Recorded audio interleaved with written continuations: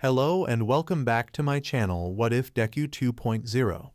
Join us as we delve into the realms of fanfiction and fantasy, bringing you the best stories and discussions. Today, we're kicking off part 1 of our series, What If Deku Had All Sentient Quirks? If you enjoy this video, please give it a like and subscribe for more content in the future. The author of this story is Goldingant8 from Archive of Our Own. All the relevant links are in the description. Feel free to say hello to the author on their profile. Now, let's dive into the fanfic. Izuku came home from daycare more excited than ever. Clearly, he was ready to start gushing the second he walked in the door, but he held back the urge. Sighing, Inko smiled and asked, "So, what happened at daycare today?" Izuku immediately exploded. "Kaken got his quirk today. He can make tiny booms with his hands, and he said it was his sweat blowing up.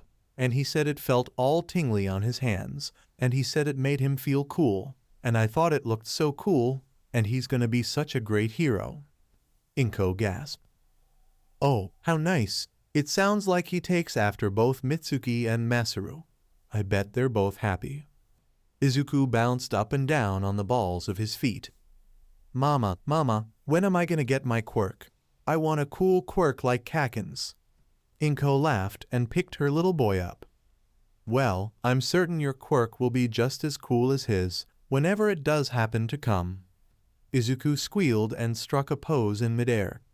"Me and Kaken are gonna be the best heroes together." By morning, all of that enthusiasm was completely gone. Inko poked her head into her son's bedroom to find him tossing and turning, feverishly scratching any part of his body he could reach. "Oh, Izuku, are you all right? What's wrong, baby?" "Mama, it itches. Everything's so bright and loud, and I feel tingly all over, and my head hurts really bad, and I don't know what's wrong."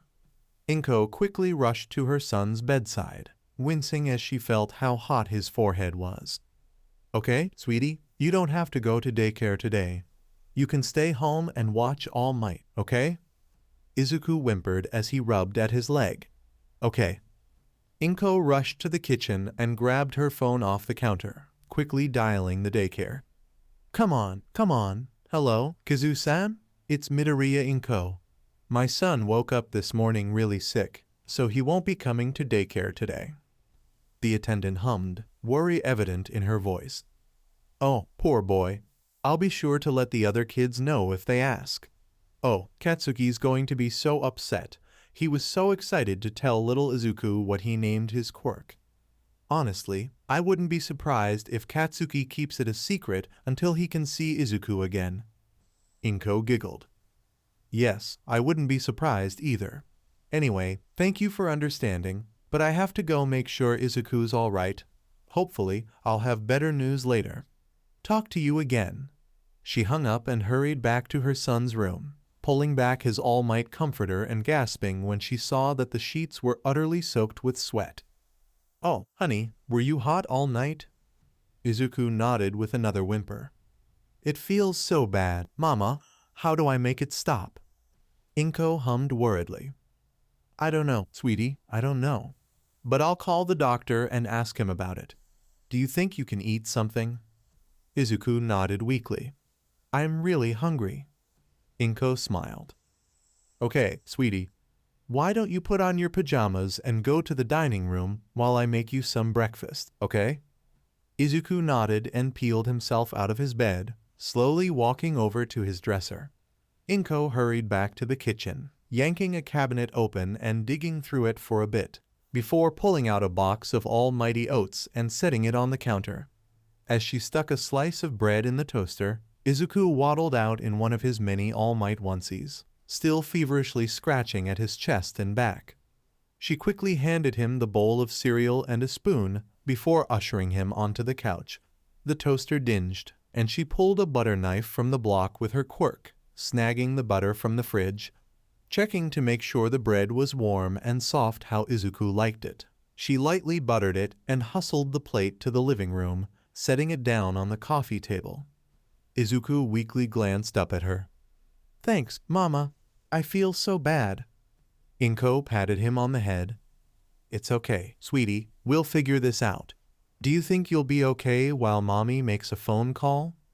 He nodded weakly and went back to his cereal.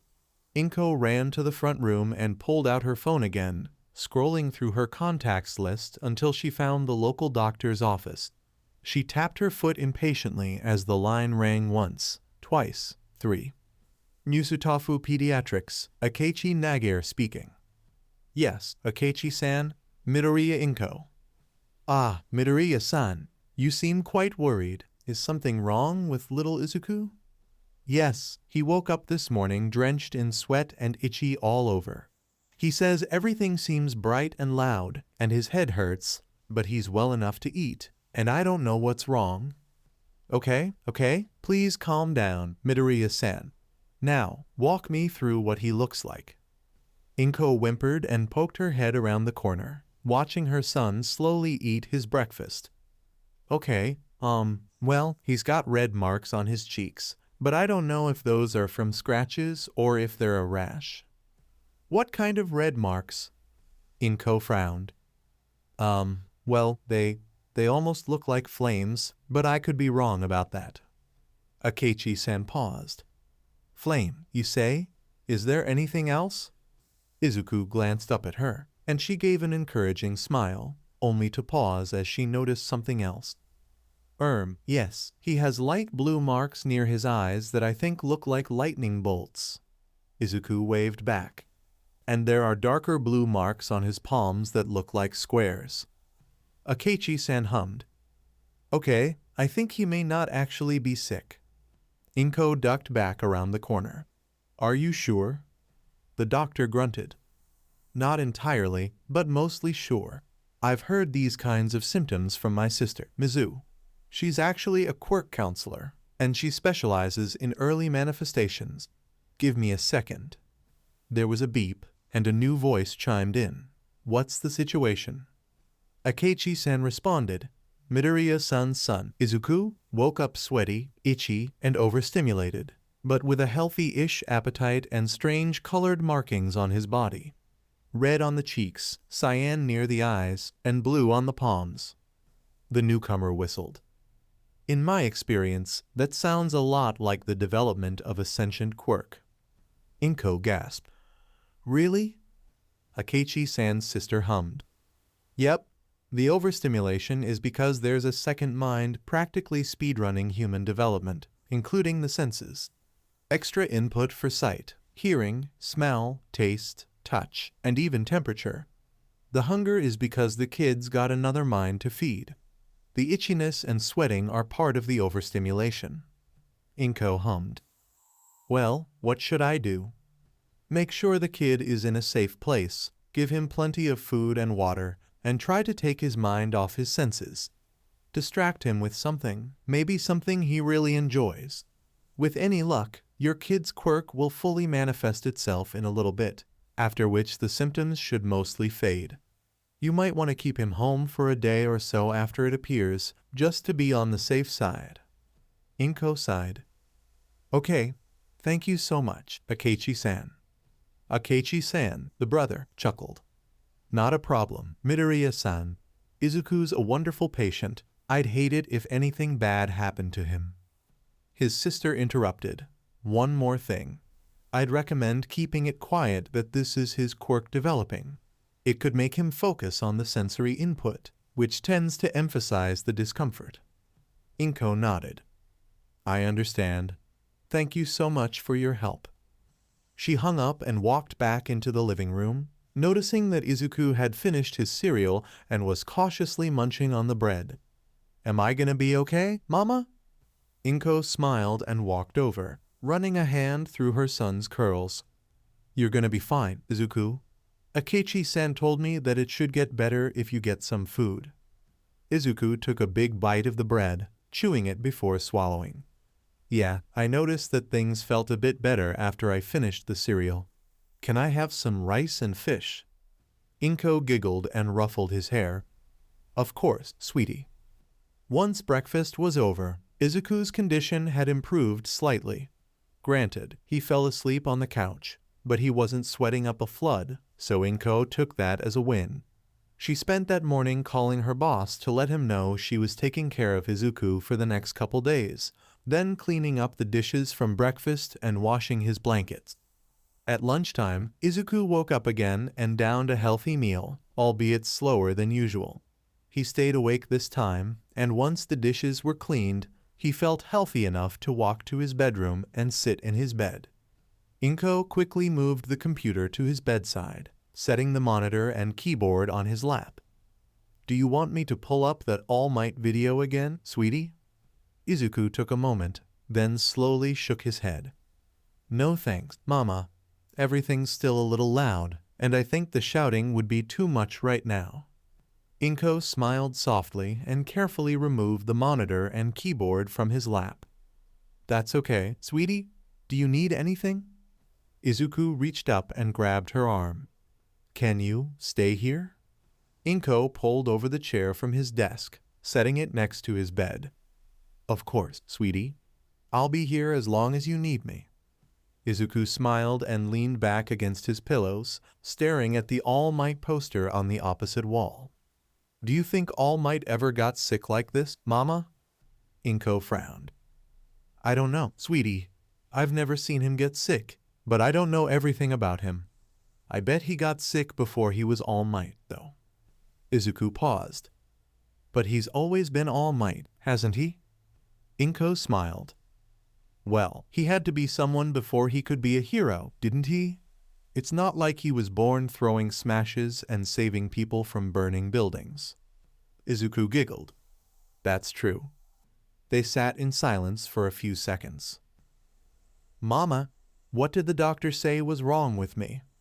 Inko paused. "Don't worry about that, sweetie. He told me everything that I needed to do to help you feel better, and that's what I'm doing.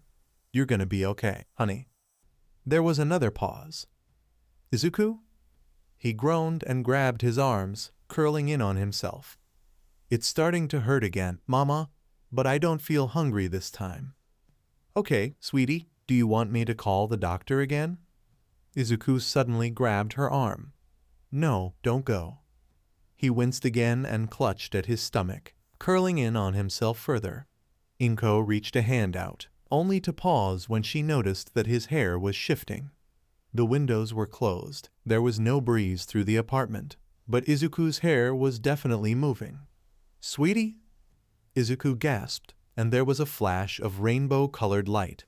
Inko turned away and covered her eyes, blinking as spots clouded her vision. After a few seconds, the light faded, and she lowered her arm. "Izuku, are you okay?" Her son's curls were now a shimmering, metallic color.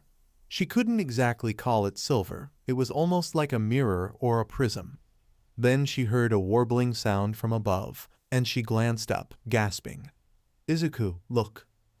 Her son glanced up and gasped at the 8 tiny squid-like creatures floating above the bed. They all had a large head and 3 tentacles coming from the bottom, but each one had a unique color and minor variations on the base design. The white one had a singular eye and 2 antennae on top. The cyan one had 2 eyes and tentacles shaped like lightning bolts. The red one had 3 eyes in a triangle and a head shaped like a flame. The orange one had 2 eyes stacked vertically, knobs on the ends of its short tentacles, and a cone-ish head. The yellow one had 1 eye and a triangular head with moving stripes. The green one had a single eye, tentacles like the orange one, and a short head. The blue one had 3 eyes in a row, a cubic head, and blocky tentacles.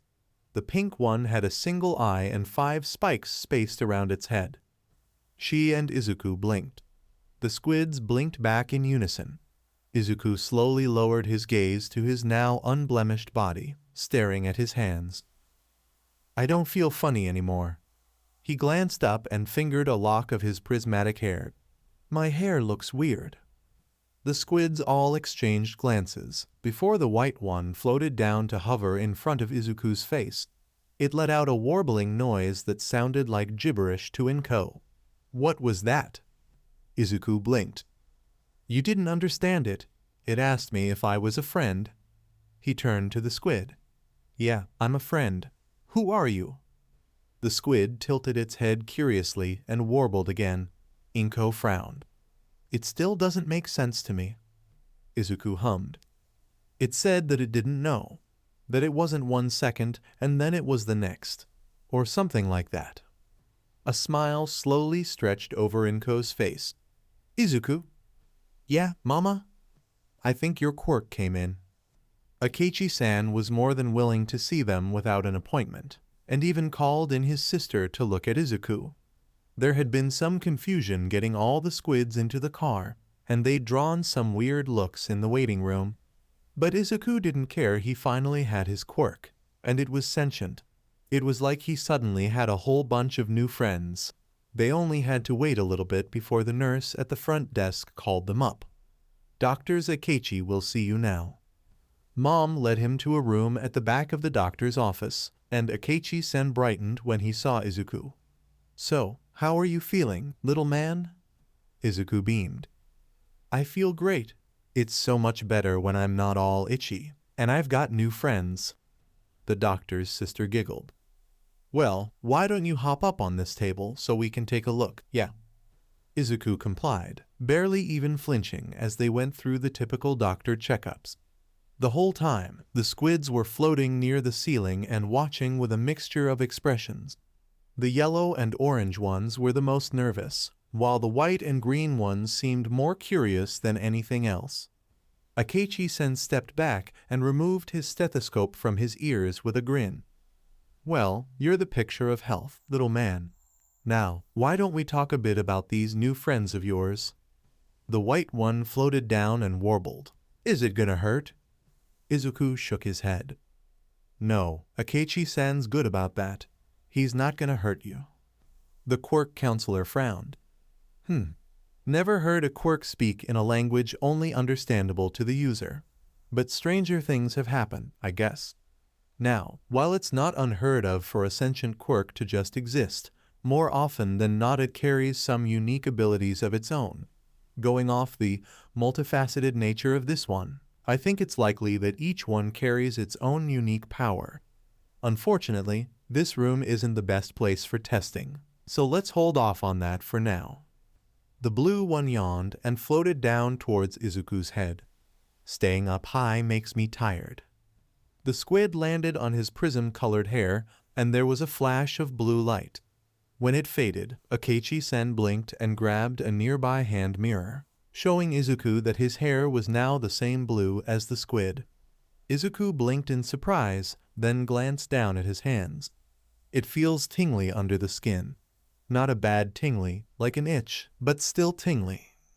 The white squid floated down, cautiously laying a tentacle on Izuku's head. Nothing happened, and it floated back an inch, laying one tentacle against the bottom of its head and supporting it with another.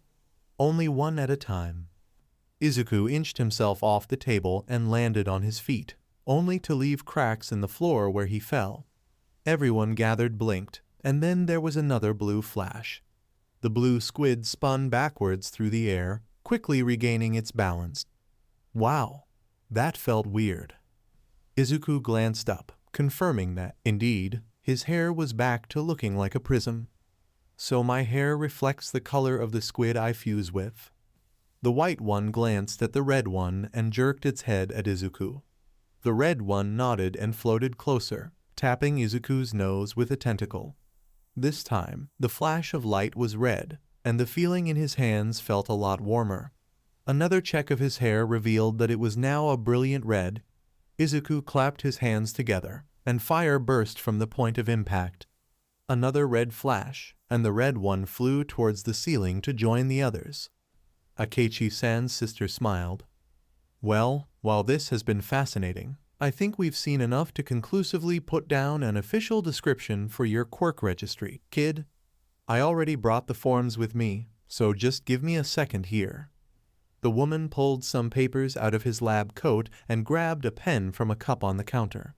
As she began writing on the papers, Izuku hauled himself back up onto the table, and the other squids settled down a little bit away from him. So, are we still friends? The white one nodded. Of course. Even if we didn't want to be friends, it's not like we could leave you. Izuku smiled. Okay. And done. The quirk counselor turned on her heel and walked over to Izuku, handing him a clipboard with a bunch of pages in it. Here you go. Everything's all filled out, except for one thing. It's customary in my line of work to let the kid have a go at naming their quirk. Granted, I won't let you name just anything, but your input is key.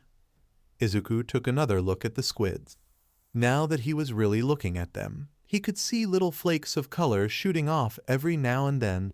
It was like that English word Mom had said to him a while back. Oh, what was it again? Oh, right. Izuku smiled and met the doctor's eyes. Wisps. Katsuki huffed as he walked into daycare, still not seeing any sign of Zukun. Come on, where is he? I gotta tell him my quirk's name. The daycare lady sighed. I'm sure he'll come by eventually, Katsuki-kun. Inko-san said that he wasn't feeling well, so it might be a couple of days before you see him again. Why don't you talk about your quirk with the other kids? Katsuki pouted and crossed his arms. No, I'm waiting till Zukun gets back. He's got to be the first to hear what I called it. Suddenly, the door slid open again, and Katsuki nearly gave himself whiplash as he heard a familiar voice call out, Kaken, Kaken. Katsuki grinned and ran up to Zukun. About time. Come on, I want to tell you what I named my quirk. Zukun laughed. Okay, but I've got something to show you, too. Actually, can I show you mine first? Katsuki rolled his eyes. Fine, but make it quick. It had better be cool. Zukun turned around and held out his hand to someone outside the room. Come on, it's okay. Nobody's gonna hurt you, I promise. Katsuki suddenly registered Zukun's weird hair that seemed to reflect the light. But that came second to the 8 flying squids that zoomed in, drawing gasps and excited squeals from everyone. Katsuki couldn't help but grin. Took you long enough to get your quirk. I knew you wouldn't stay behind me for too long. Zukun beamed. Everyone, come say hi to Kaken. Kaken, these are my wisps. The squids flew down to hover behind Zukun, and Katsuki gave what he thought was a kind grin. Heya! The red one tilted its head curiously, then floated closer. It reached out with a fiery tentacle and tapped his hand. Suddenly, it vanished in a flash of red light, and Zukun gasped. Kaken, he fused with you. Auntie Inko giggled and pulled out a hand mirror, showing Katsuki that his spiky blonde hair had flecks of red in it. He snorted, then paused. Wait, my hands feel funky. It feels like there's too much sweat. He tried to let off a spark, only to pale when a really big boom erupted from his palms. The squid flew out in another red flash, and Katsuki stared at his hands blankly, before slowly lifting his head to meet the thing's gaze. A huge grin stretched across his face. Okay, that's super cool. Zukun beamed. I know, right? I didn't even know they could fuse with other people before now. But they can give me powers, too. Watch this. The green one flew into Zukun's hair, turning it bright green. Zukun lifted off the ground, surrounded by a green glow, and the adults gasped. Katsuki grinned and jumped up, grabbing Zukun's ankle and pulling him back down to the ground. I told you we'd be the best heroes together. Zukun laughed and hugged him tightly, lifting off the ground a couple inches. We are, Kaken. We're gonna be great heroes. Hisashi kept up his smile as the customer left his cubicle, only dropping the facade once they were out of earshot. He let out a deep sigh and slumped in his office chair, swiveling to stare at a picture of himself, Inko, and Izuku standing in front of Mike Tower. The photo had been taken a couple days before he'd left Japan to work at this merchandising company in America. I wonder how they're doing. Suddenly, his cell phone rang, and he glanced at the caller ID, eyes widening when he saw who it was. He eagerly accepted the call, already shooting up and running to the employee break room. Inko, what is it? Is something wrong? Did something happen to Izuku? Do I need to come back already? His wife laughed heartily. Calm down, Hisashi. It's actually wonderful news. Izuku's quirk came in. Hisashi beamed. Oh, that's wonderful. Honey, what is it? Is it pyrokinesis like I guessed it would be? Inko laughed again. Actually, no. It's 8 sentient squid-like creatures that can fly and fuse with people to grant extra powers. Hisashi paused. Really? Huh. I was hoping he'd take after me more than my brother. Your brother? Hisashi nodded as he walked into the break room. Yeah, my family has a bunch of quirks related to mythical creatures. Mine is loosely based on Western dragons, and I have a brother whose quirk basically makes him a kraken. Is Izuku alright, though? Inko chuckled. Oh, he's absolutely over the moon. He was so excited when he learned that the Wisps, as he calls them, can fuse with other people as well as him. He kept going on and on about how he could make Katsuki an even cooler hero, as he put it. Hisashi chuckled. Yeah, that sounds like Izuku, all right. Phew, and I was worried it was something serious. Still miffed that I missed his quirk manifestation, though. Inko giggled. Oh, it was some story. When it first happened, I thought he had suddenly come down with some rare disease. He was sweaty and itchy all over, and his senses were overstimulated. Thankfully, Akechi-san has a sister who specializes in early manifestations, and they were able to walk me through everything until the Wisps appeared. I almost worried myself half to death. Hisashi snorted. Well, that's great news. With any luck, I might be able to convince my boss to give me a week off. I'll come see the two of you as soon as I can. I'll hold you to that, Hisashi. 11 years later. Izuku stared up at the massive building ahead of him, the enormity of the situation hitting him like a ton of the bricks underfoot. Wow. Hard to believe I'm actually applying to UA. Katsuki scoffed, his bag slung over his shoulder as usual. Believe it, nerd. Now come on, we don't want to be late for the written portion. Izuku nodded and stepped forward, only for his foot to hit a loose brick in the pavement. He tipped over, and green trilled in alarm, shooting out of his bag and keeping him from faceplanting. As he regained his balance, he suddenly noticed a girl with her hand extended towards him. She squeaked and pulled her hand back, rubbing at her neck nervously. Oh, sorry, it's just that you looked like you were about to fall, and I thought that'd be an omen of bad luck. Good luck on the exam, I guess. Izuku stared as she ran off. What was that all about? Katsuki shrugged. Beats me. Let's get moving. The written exam passed in a blur, and Izuku quickly found his way to the auditorium for the practical orientation. After finding his assigned seat, he unzipped his bag and let the Wisps out, the critters zooming through the air around him. He was certain he was drawing quite a few stares, but he ignored them up until the point someone started shouting at him. Excuse me. Izuku glanced up at the blue-haired student chopping his arm. Can I help you? It is extremely rude to allow your pets to cause this disturbance. Please corral them so that the others may focus on the task ahead. Izuku raised an eyebrow. Would you prefer if they were doing this during the orientation? The other teen paused. Ahem. You raise a fair point. Izuku nodded.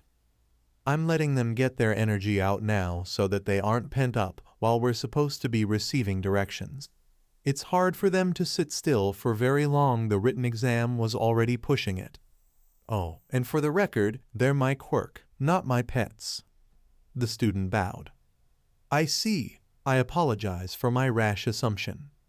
Izuku waved a hand dismissively.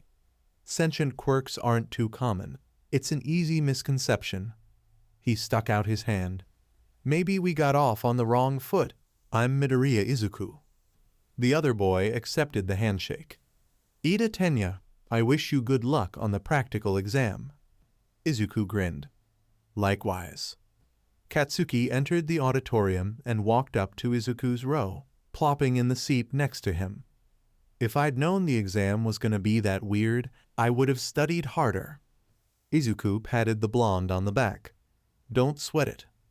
The lights dimmed, and the Wisps reconvened in Izuku's bag. Spotlights shone on the podium, revealing present Mike in all his banana-haired glory. Everybody say hey. Dead silence. What a refined response. In any case, welcome to the debriefing for the Hero Course Practical Examination. Your task is to face down hordes of robotic villains swarming through the city. If you'll take a look at your applicant IDs, you'll see your assigned battle center. Once you've been given your instructions, you'll board one of 7 buses to your designated site, after which you'll have 10 minutes to wreck as many bots as you can. The villains are worth 1, 2, or 3 points each. The difficulty scales with the point value, so it's up to you on what to do. Do you take lots of lower risk targets and build up your score slowly? Or do you go for broke and take down the biggest threats immediately? It's your choice. Ida shot up. Excuse me, sir. According to the pamphlet, there are 4 types of robots. I certainly hope that a prestigious institution such as UA would not make such a grievous error. The hero sighed. Keep your pants on, listener. I was just getting to that. The 4th robot type is worth 0 points. Zip, zilch, nada. This one's designed to be an insurmountable obstacle. He's not impossible to beat, but there's no reward for doing so. He absolutely rampages in close quarters, so if you see him, your best bet is probably to run the other way. Luckily for you all, there's only one of them per battle center. Ida bowed. I see. Please excuse my interruption. Present Mike chuckled. Now, remember, you're all here to try to be heroes, so attacking the other examinees is a big no-no. Outside equipment is allowed, so long as you cleared it with administration beforehand. You dig? That's all you need to know, so get out there, go plus ultra, and good luck suffering. The lights turned back on, and Izuku glanced at his ID. I'm at Site B. What about you? Katsuki grunted. I'm at Site A. Guess they don't want people from the same school to work together. Izuku grinned. Well, they couldn't lump all the awesome in one place. You'd get a black hole of epicness. Katsuki snorted and snagged his bag from the floor. Yeah. Come on, the pamphlet says we've got 5 minutes to get changed before the buses head out. There's a map on the back. As the applicants gathered at the entrance to Site B, Izuku ran through some basic stretches, wearing the teal tracksuit Mom had given him for the exam. The Wisps all hovered by his side, showing their tension in their own personal ways. Red was bobbing back and forth, fluttering his tentacles. Pink wrapped one around the other, as though she was cracking her knuckles. Cyan was flitting around, his tentacles shuddering rapidly. Green was glancing back and forth nervously, her nubs wiggling. Orange was bouncing up and down in midair, her anxiety obvious from her expression. Yellow was flying in circles, his stripes flowing faster than usual. Blue was sitting on the ground, tapping his nubs against the asphalt. White had his tentacles crossed, staring resolutely at the gate. Izuku snapped his fingers to get the Wisp's attention. All right. When this starts, we're gonna have to be fast. White, cyan, orange, stick with me. Red, yellow, pink. Feel free to take out any robots you come across, but don't get out of earshot. Blue, green, keep an eye out for anyone who might be in danger from bots they don't notice. Either lock 'em down or pull 'em out of the way. All clear? Pink rubbed her tentacles together in excitement. I can't wait to finally cut loose for once. Red smirked. You and me both. Izuku rolled his eyes. You two spend too much time with Katsuki. Yellow giggled. This is going to be so fun. Cyan huffed. You know for a fact I could clear out the entire site on my own within a minute, so why do I have to stick with you? Izuku sighed. We've been over this, Cyan. We have to give the other applicants a chance at passing.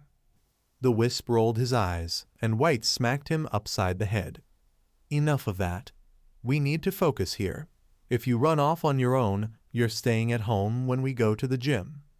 Cyan sighed. Fine. Orange whimpered. This is going to go terribly. Blue hummed. I really hope I can get to people before they get hurt. I'm not as fast as the rest of you. Green patted him on the back. You'll be fine. Even if you're not as fast as Boost, you're still faster than most people. The gates started shaking, and the Wisps stopped talking. White flew up next to Izuku's shoulder, ready to fuse on a moment's notice. Blue left the ground, hanging next to green. Red and pink high-fived each other, before bunching up in preparation. Yellow's stripes moved faster, and he started whirring. Orange and cyan floated behind Izuku, the former looking nervous and the latter crossing his tentacles. Present Mike called out, "Begin."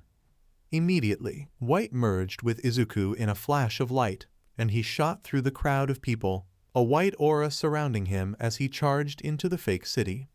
The Wisps flew in behind him, leaving colored trails in midair. The other applicants stood outside the gates in confusion. The hero shouted, "What are you waiting for? There's no countdowns in real life. Go, go, go. The die has been cast." Izuku paid the crowd no attention. His focus locked onto the group of 1-point robots rounding the corner. 10 points. Red, you're up. The flaming wisp shot forward, erupting in a blast of fire in the middle of the cluster. Singed metal battered the nearby windows, and Izuku nodded in satisfaction. "Not bad. Let's keep this up." Shouta grunted in disappointment as he scanned the video feeds. Most of them took a while to get moving. Heroes need to be able to act on a moment's notice if they want to save lives. Nedzu chuckled as he rifled through the stack of files on the table in front of him. "How true, Shouta-kun. Still, there are a couple per site that took off immediately." Shouta glanced at the footage for one site, raising an eyebrow at the rainbow of flashing lights in one part of the fake city. "What's going on in Battle Center B?"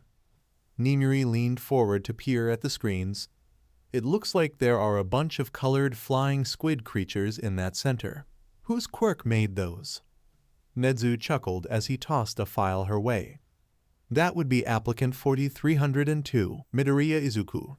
His quirk, called Wisps, creates 8 colored critters that are capable of flight and fusing with human beings. Each wisp has its own unique power, and can impart that power to their fused host. A side effect is the host's hair takes on the color of the fused wisp, either partially in the case of others or fully in the case of Midoriya himself. When not fused, his hair is prismatic. The wisps themselves are fully sentient." All Might frowned. "That seems quite varied for a singular quirk. Are we certain he doesn't have multiple similar ones?" Nedzu laughed. "Quite certain, Toshinori-kun. A friend of mine who's a quirk counselor is siblings with Midoriya's former pediatrician, and personally handled the registration of Midoriya's quirk. Rest assured, though it's quite multifaceted, it's still a single quirk." Shouta frowned, watching the green wisp fuse with an applicant and lift them into the air, just as a 2-pointer erupted from the ground and sprayed fire where they had just been standing. "I take it we're giving Midoriya any villain or rescue points earned by the Wisps." Nedzu hummed. "At a 1-to-1 ratio, he'd handily dominate the leaderboard with all those points. No, I think we'll assign half points to the Wisp's actions and full value to Midoriya's." Vlad grunted. "I guess that's fair. He's still getting a lot of points, though." Nedzu cackled. "Well, I'm not one to downplay heroic qualities when I see them, Sekijiro-kun." The mammal glanced at the clock in the corner and grinned. "Oh my, it seems there are only 2 minutes left. Shouta-kun, if you would do the honors." Shouta grinned and slammed his fist down on the giant red button in the center of the desk. Screens echoed through the cameras as the 0-pointers appeared across the 7 testing sites. A person's true nature is revealed in the face of danger. Let's see what you do against overwhelming odds. Izuku swore under his breath and snapped his fingers. White switched out for orange, and Izuku crouched, before launching himself sky-high and swinging himself onto a rooftop. He cast his gaze out over the fake city, eyes locking onto a rising cloud of dust a few blocks away. Letting out a piercing whistle, he exchanged orange for green and soared through the air, flying over streets filled with debris and sheets of metal. He sucked in a shocked breath when he saw the massive zero-pointer grab onto the edge of a nearby roof, crushing the concrete in its enormous grip. Rampages in close quarters, my ass. Everywhere is close quarters for something that big. He scanned the street below, grunting as he noticed all the other examinees were running away from the giant robot. Suddenly, a cry of pain reached his ears, and he locked his gaze onto the girl from the front gate, her leg pinned underneath a chunk of concrete. He jumped off the building and shouted, "Blue!" The wisp obediently flew into his body from nowhere, and he slammed into the street below, leaving cracks in the asphalt as he darted forward, no worse for wear. The other wisps converged on him as he scanned the concrete block. The girl glanced up as he approached, her eyes widening. "What are you doing? Don't waste your time on me. You need to get out of here." Izuku scoffed. No good hero leaves an injured person behind. Blue, brace her. Yellow and pink, break the rubble. The wisps obliged, and the two halves of the concrete block fell on either side of the girl's leg. "Are you able to walk on your own?" The girl slowly climbed to her feet, then winced and dropped to one knee. "No, my leg feels like it's on fire." Izuku scowled.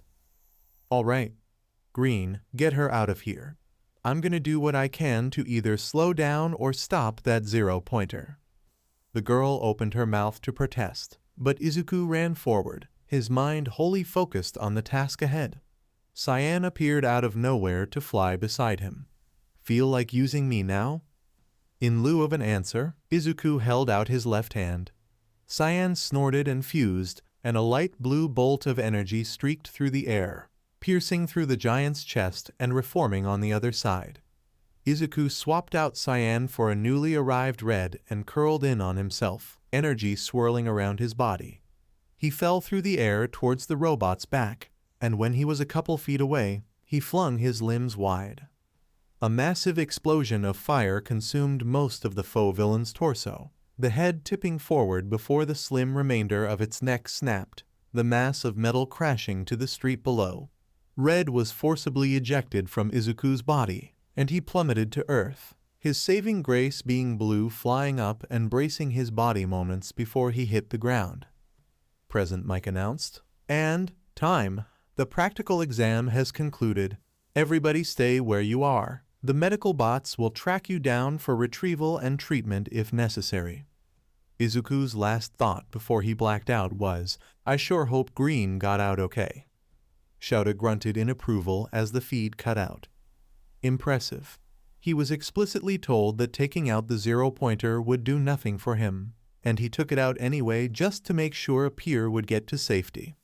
Although, the fact that the huge explosion completely drained his stamina is a little too self-sacrificing for my tastes. Nedzu tutted. Perhaps so, but keep in mind that he displayed superb control of his various wisp powers during the rest of the exam. He saw a nearly impossible obstacle, saw that it was putting others in danger, and did all he could to stop it, short of sacrificing his own life. I sincerely doubt any real villains would remain standing after that last-ditch effort, and he wouldn't need to go that far for most villains in the first place. Shouta shrugged. I guess that's fair. The week following the entrance exam saw Izuku in a constant state of near panic. Every day after school, he'd anxiously check the mail for anything bearing US logo. Orange was anxious, Blue kept fretting, even White was more nervous than usual.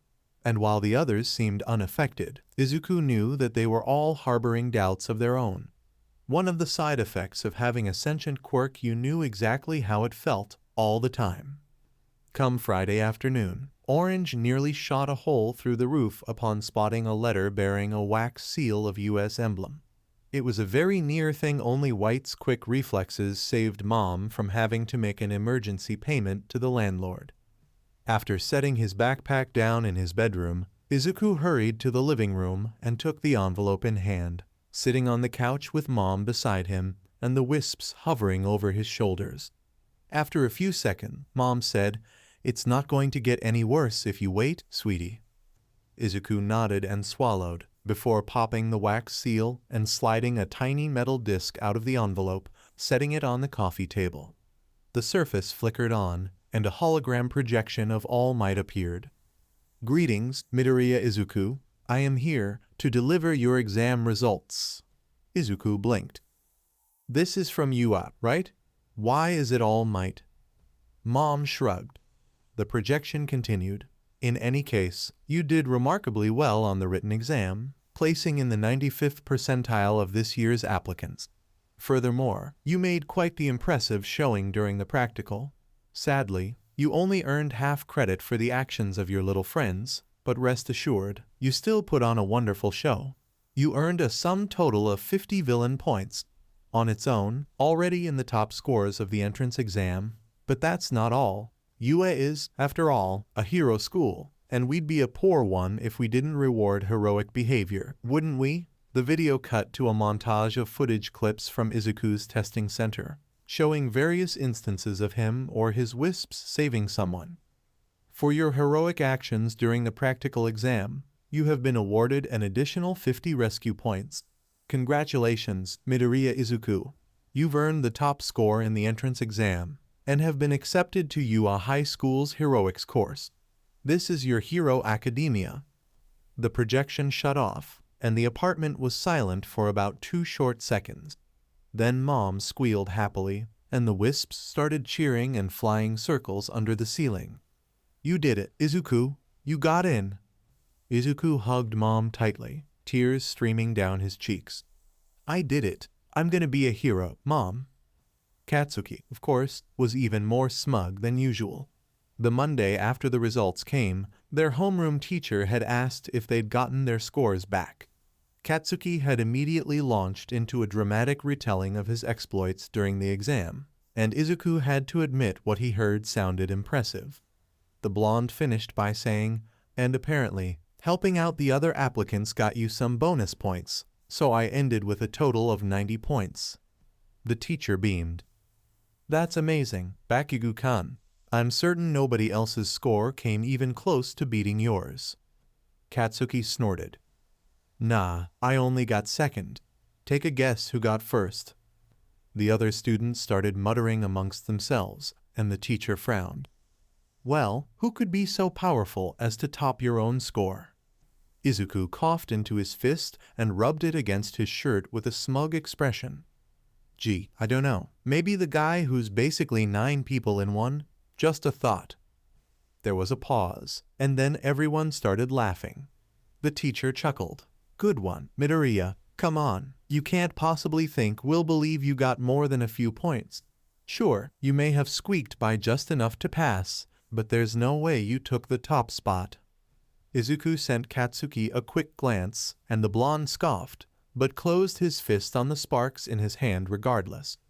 The bell rang, and the others composed themselves, though a few smug grins and quiet chuckles were sent Izuku's way. Pink bristled, but thankfully White cut that off at the pass. Izuku nodded his thanks to the Wisp, and focused his attention to the front as the math teacher walked in for the first period of the day. "Just a little while longer until I can get out of here." When the last bell of the day rang, Izuku was the first out the door. He grabbed his bag from his locker and headed straight for the front gate, quickly heading down the sidewalk towards his apartment. Naturally, Katsuki was quick to catch up, stuffing his hands in his pockets as the two walked down the street. "I still don't get why you always hold back with those extras. You and I both know your Wisps are way more badass than you let on, so why keep up the pretense?" Izuku sighed. "The place just leaves a bad taste in my mouth. All the teachers see you as this great hero, and leave me in the background like I'm just a random no-name sidekick. If they're not gonna treat me like I'm worth the time of day, then they don't deserve my full effort. They always do a quirk party on the last day of school, and that's when I'm gonna leave this place with a bang." Katsuki smirked. "Devious. I like it. Can't wait to see the looks on their faces when they realize you've been a badass this whole time." 2 weeks later. Aldera was, once again, throwing a party for its third-year students on the last day of school. Officially, it was the standard no classes, permanent free period that most schools had. But in reality, it was an excuse for the older students to be even rowdier with their quirks. Sure, they technically had free reign all year, but the last day was when the restrictions were even more relaxed than usual. Most of Izuku's homeroom spent the morning tearing up old homework, disorganizing any shelves they found, and overall acting like a bunch of 5-year-olds. At one point, Izuku had to excuse himself to the front gate, fusing with Blue and implanting himself in the dirt off to one side to keep himself from going off. And judging by Katsuki's twitchy fingers, the blonde was in the same boat. Come lunchtime, the cafeteria was even more of a mess than usual, their class throwing food, overturning tables, and generally being chaotic. Izuku couldn't help but groan and offer the line worker a part of his lunch as compensation. She declined, but thanked him for offering. As the day drew to a close, their class eventually congregated in their destroyed homeroom, having already used up most of their energy earlier. Izuku and Katsuki were the last to enter the room, and the former shook his head with a grin as he looked over the rows of exhausted students. Sheesh, no wonder none of you passed the entrance exam. If you couldn't last this long in a celebration, there's no way you could last 10 minutes in a life or death situation. Yubai, a kid who could extend his fingers, groaned. Lay off, Midoriya, it's not like you're much better.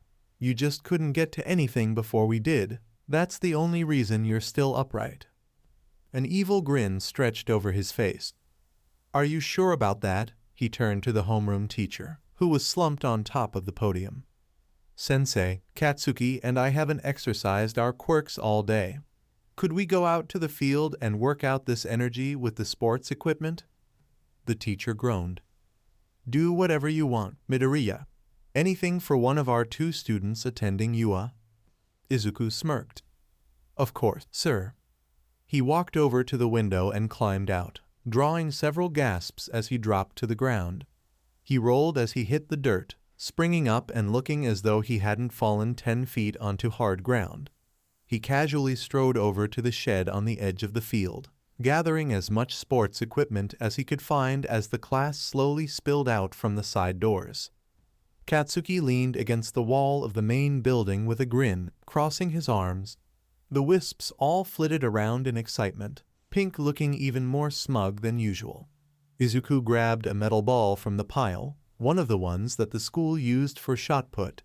He tossed it up and caught it a few times, staring at it curiously. Sensei, this ball is solid steel, right? The teacher nodded numbly. That's correct, Midoriya. And the school has multiple of these, right? So it wouldn't be too much of a loss if it were destroyed. The teacher frowned. I suppose not, but what? Izuku smirked. Excellent. Pink, if you would.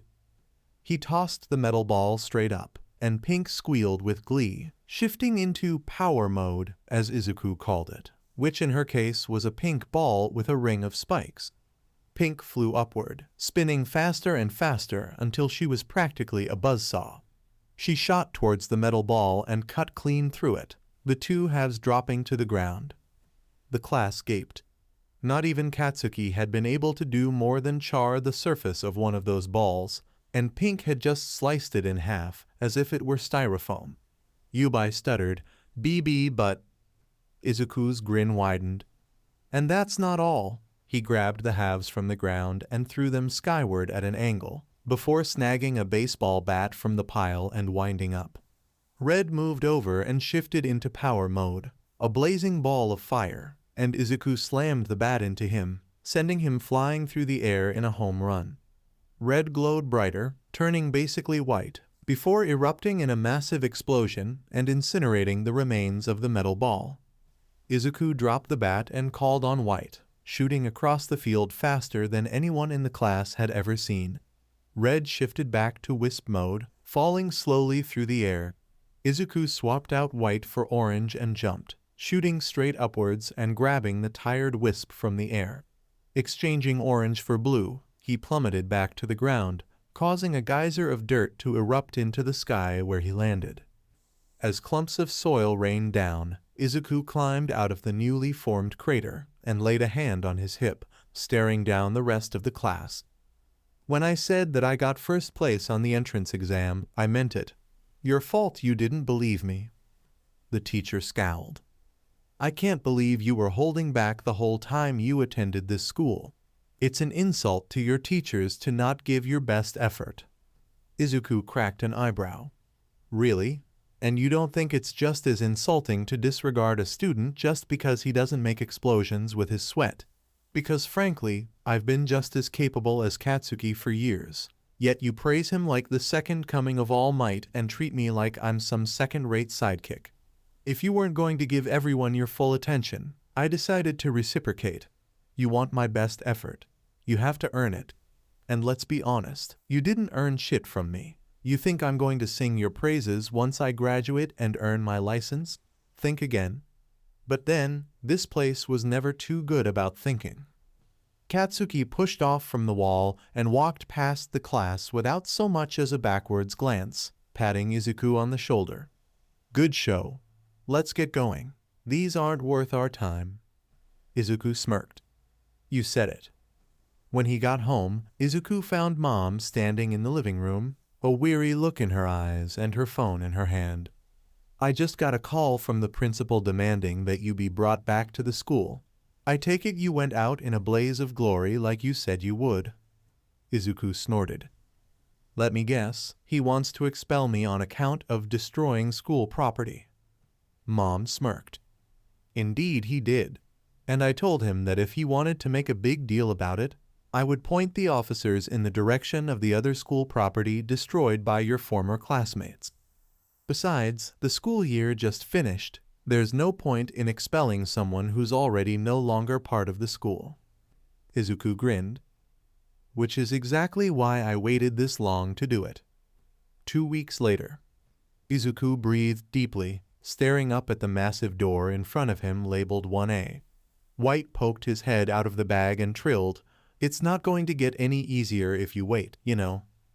Izuku sighed and nodded, before steeling his nerves and sliding the door open.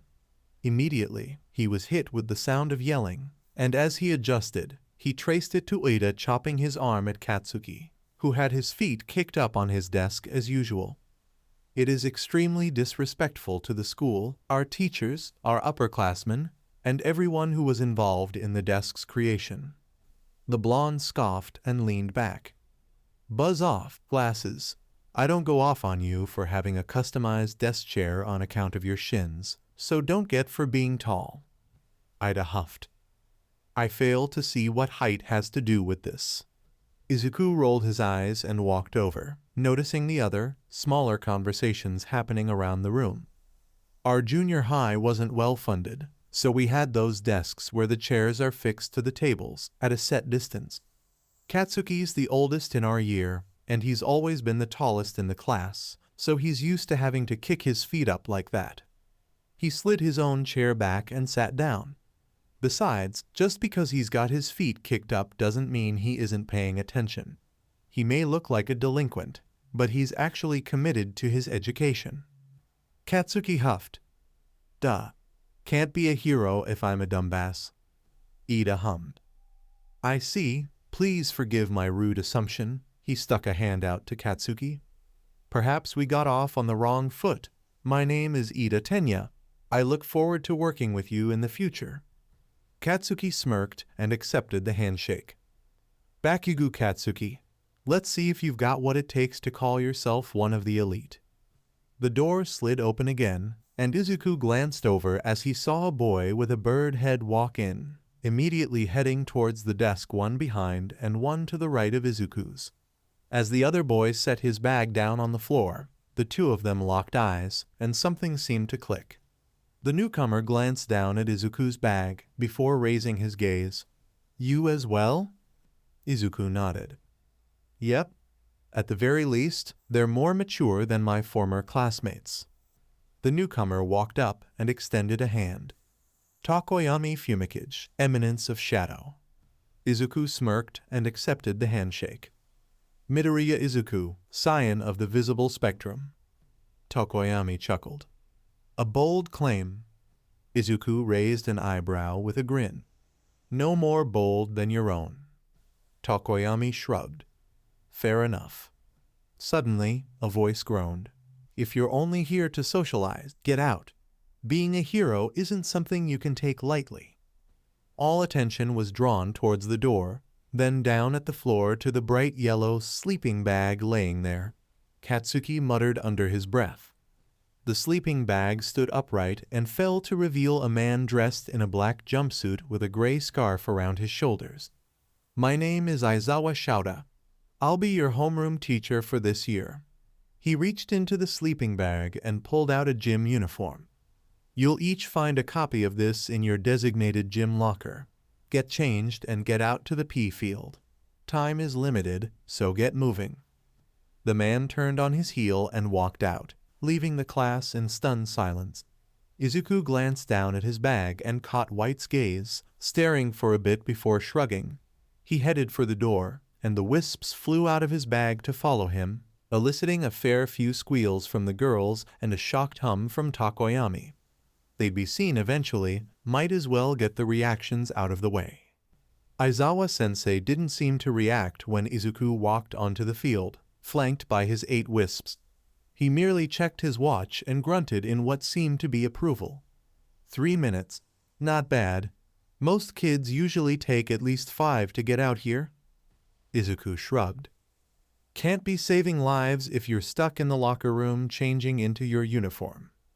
The man snorted. True enough. He glanced at where Orange was bouncing up and down nervously, before raising an eyebrow at Izuku. Something wrong with them? Izuku sighed. Each wisp reflects a part of my personality. Orange is my anxiety, so she's almost always stressed. She tends to settle down once things get moving, though. Aizawa-sensei grunted. All right then. The girl with her black hair in a ponytail glanced at Ida, who shrugged. The other student that was already out on the field, the one with split red and white hair, said nothing, resolutely staring at the teacher and ignoring everyone else. Katsuki showed up at the 4-minute mark, which earned him a nod of approval from Aizawa-sensei. Tokoyami trudged out after about 6 minutes, the brown-haired girl at around 7, and most of the others between 8 and 9 minutes. The midget swaggered onto the field right before the 10-minute mark, eliciting a disappointed grunt from the hero. Once everyone was gathered, he stuck his hands in his pockets and shook his head in disapproval. Most of you took almost 10 minutes to get changed and get here. If you stick around, I expect you to cut that time down to 5 minutes at most. In any case, today we're holding a Quirk apprehension test. The girl from the entrance exam raised her hand cautiously. Sir? What about orientation? The man grunted. Heroes don't have time for such frivolities. We only have 3 years with all of you, so we need to make use of every second. Now, I'm sure you're all familiar with the 8 standard fitness tests, the ball throw, the seated toe touch, the 50-meter dash, and so on. While the public schools force you to do them quirkless, we here at UA believe in hitting the ground running. Izuku caught the ball tossed his way. Midoriya, you got the top score on the entrance exam, right? What was your record for the ball throw in junior high? Izuku hummed. About 65 meters. Stand in the circle and throw that as hard as you can. Only this time, you're allowed to use your quirk. Normally, I'd say anything goes, but you're a special case, so there's an added caveat that you have to be the last one to touch it before it hits the ground. Am I clear? Izuku grinned and walked over. Crystal, sir. He took his place in the circle and held the ball close to his chest, breathing deeply.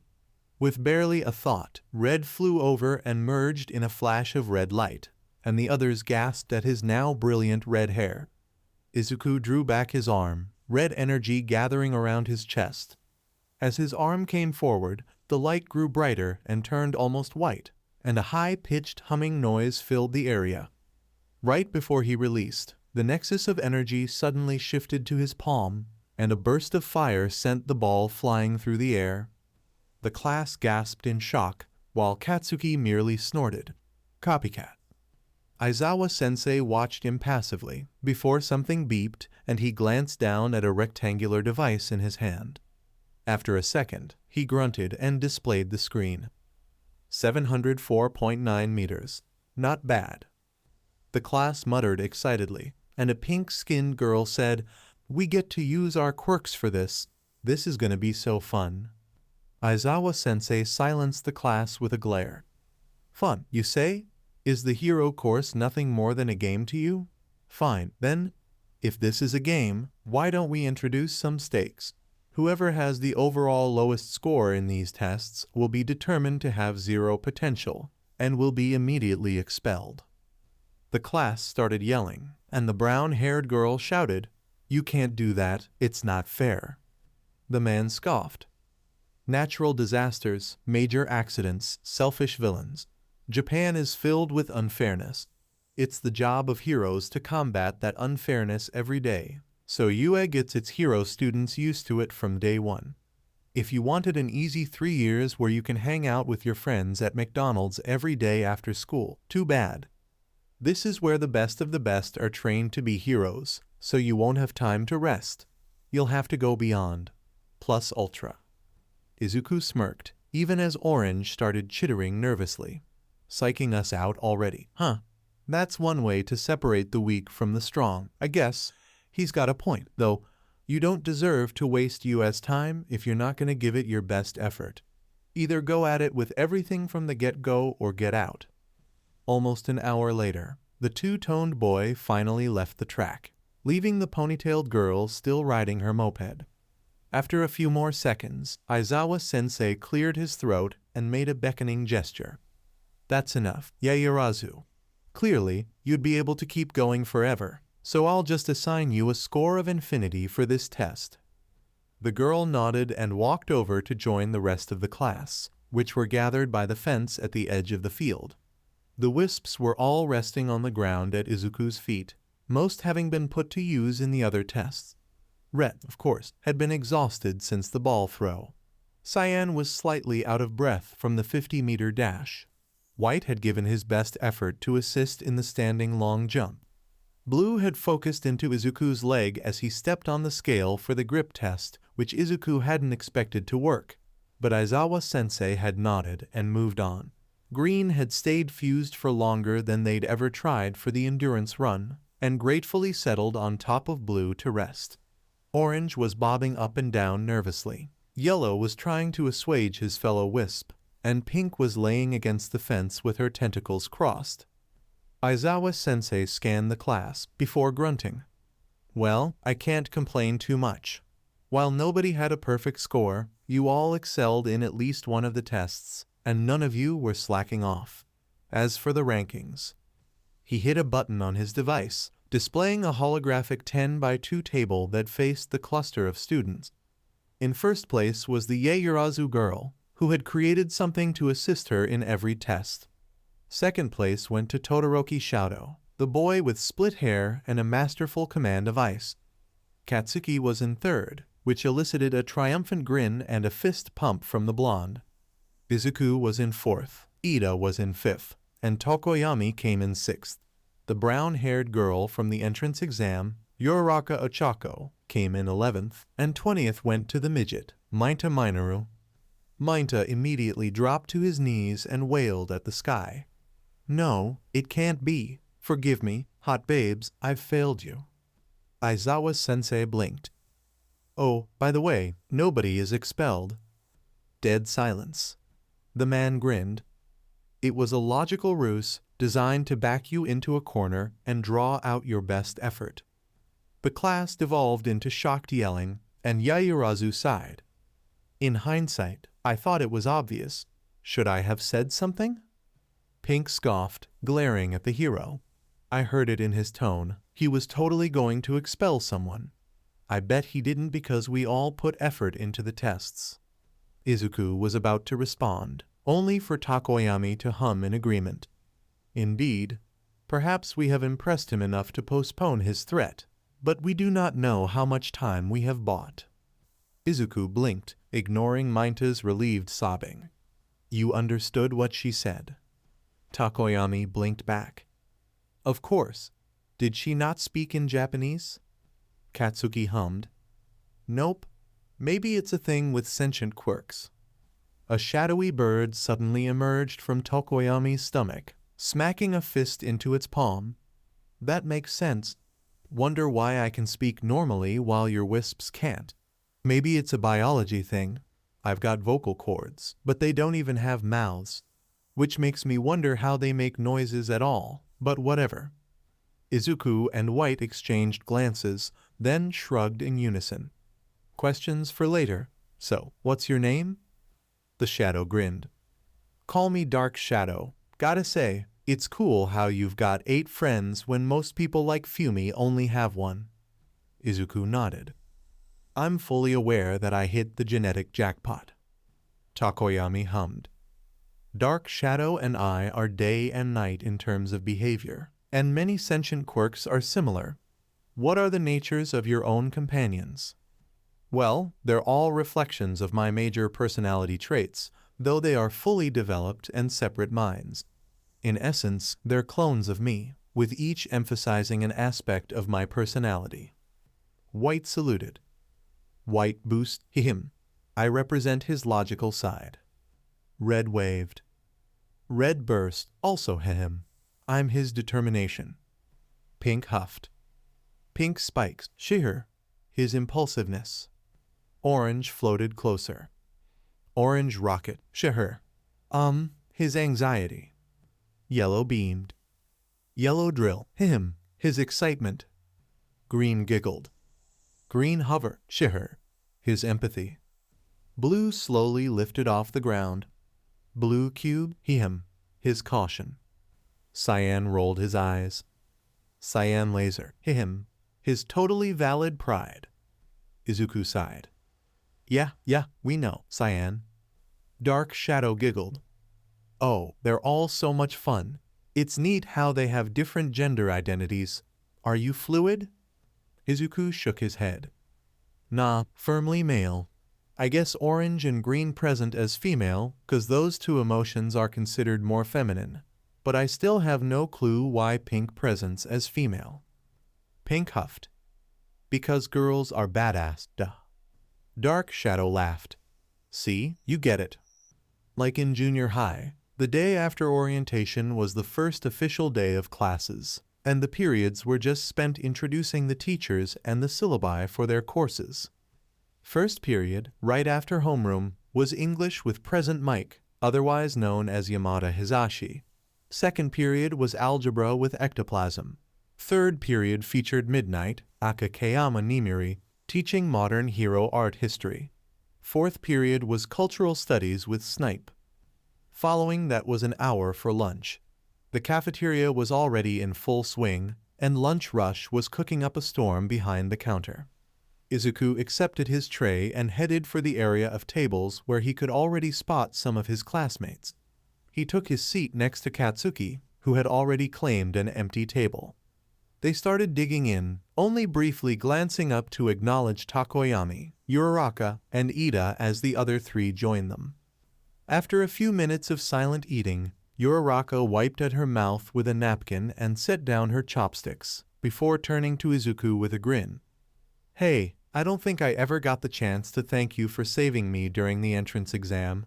I wanted to stick around until you woke up, but Recovery Girl chased me out of the infirmary. Izuku shrugged. Wasn't anything special. Just did what a hero is supposed to do. Ida sat up straighter. Maybe so, but you chose to set aside a chance at more villain points to help someone in need, a choice not shared by anyone else in our exam site. In fact, I was already there and in a prime position to assist, and yet I chose to escape to obtain more points. Izuku grunted. Whatever. What's done is done. Tokoyami chuckled. Indeed. Dark Shadow peeked out from under the table and slowly reached a hand towards Tokoyami's udon. At the last second, the teen sharply poked her arm with his chopsticks. She giggled and retreated under the table. Just keeping you on your toes, Fumi. Tokoyami sighed and glanced up at where the wisps were flying around the rafters. To be honest, I envy you, Midoriya. Your companions are much more well-behaved than my own. Izuku chuckled. Well, they can't hide like Dark Shadow can at least. Not all at the same time, so they've had to be better behaved in order to not get in trouble. Plus, White helps keep him in line. Since he reflects my logical side, he usually takes charge. Uraraka blinked. He reflects your logical side? Huh? Katsuki grunted. Each wisp reflects a major aspect of Izuku's personality. White's logic, red's determination, pink's rashness, orange's anxiety, yellow's excitement, green's empathy, blue's caution, cyan's pride. They're all full personalities, but they lean heavily into the aspect that they reflect. Got it. Uraraka nodded. Gotcha. So, what do they all do? I know that blue is, like, weight, and green is flight, but what about the others? Izuku grinned and snagged another bite of rice from his bowl. That's for me to know and you to maybe find out. Uraraka pouted, and he laughed, then sobered up. But seriously, I make it a policy to not share what they can do unless I've really gotten to know someone. Call it paranoia, but I think it's stupid to announce your capabilities to someone you've only barely met. Ida nodded. A fair point.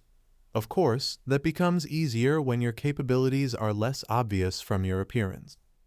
In my experience, people can quite easily determine the abilities of a mutation quirk. Katsuki grunted. True. Granted, some mutants have powers that aren't immediately obvious, but more often than not, they wear their powers on their sleeve literally. Uraraka hummed. Ida, the way you talk, are you a rich kid? Ida balked, nearly spitting out his orange juice. Uraraka patted his back a couple times as he recovered. My apologies, I wasn't expecting such a question. While I don't like to make a big deal out of it, I am indeed from a rich background. Are you familiar with the turbo hero, Ingenium? Izuku brightened. Head of the largest team agency in Japan. How could I not know of him? He's the best team-based hero in all of Tokyo. Ida beamed. I am glad to hear that you think so. You see, Ingenium is my older brother.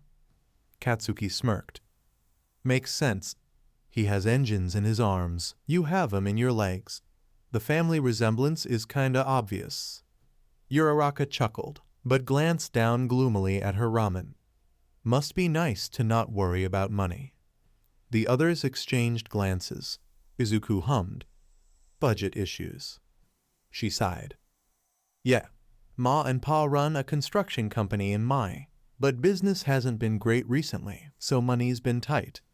Pile on UA tuition and the rent for my apartment in Musutafu, and we're just barely scraping by.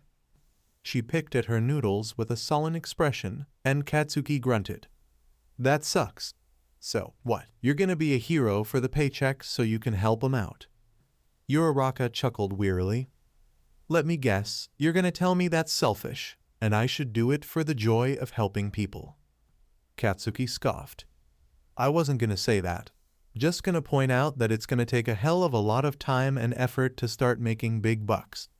Most fresh heroes barely earn enough for themselves, since they aren't well known yet, so they have to scrounge for villain fights and commercial deals until they earn a good reputation. I remember the hag once told me about how she'd nearly gone homeless until she snagged a short contract with Jaguar that put her on the radar. Uraraka sighed. I know it's going to be a long time until I can really help, and it's going to be even harder for me 'cause I'm a girl. But I'm not giving up until they don't have to worry about going hungry. Katsuki grinned. A tagirl, that's the spirit. After lunch ended, they reconvened in the classroom. Fifth period would be modern literature, led by Cementos. After that, sixth period was health class, which was led intermittently by Recovery Girl and Hound Dog. The bell rang after sixth period ended, and Aizawa-sensei stood up as Hound Dog and Recovery Girl left, walking up to the podium. Now, as Hero Course students, you'll have a seventh period at the end of the day for your heroics classes. You'll have both Hero Informatics, which covers the more theoretical aspects of hero work, and Foundational Heroics, which naturally is the physical side. I'll be in charge of your hero informatics lessons, much like how Vlad King covers it for 1B. Foundational heroics, on the other hand, will be covered by the school's newest hire. Rumbling echoed from the hallway, growing steadily louder. The class exchanged concerned glances, wondering if the school was under attack, when Jiru's eyes suddenly widened. No way. Booming laughter sounded from the hallway, and the door slammed open. I am, All Might leaned in through the doorway at a 45-degree angle, coming in through the door like a normal person. The class started chittering in excitement, and Yellow started flying circles around Izuku's head, squealing with glee. Ah, it's his Silver Age costume. That's so cool. I can't believe we get to learn from him. White rolled his eye. Down, boy.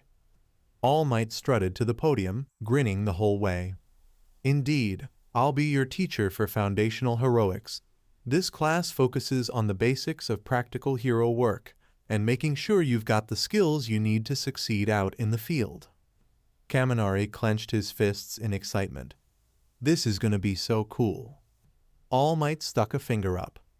Now, as Aizawa-kun said yesterday, we don't have any time to waste, so let's kick things off. Today, you'll be learning about one of the most common aspects of hero work combat.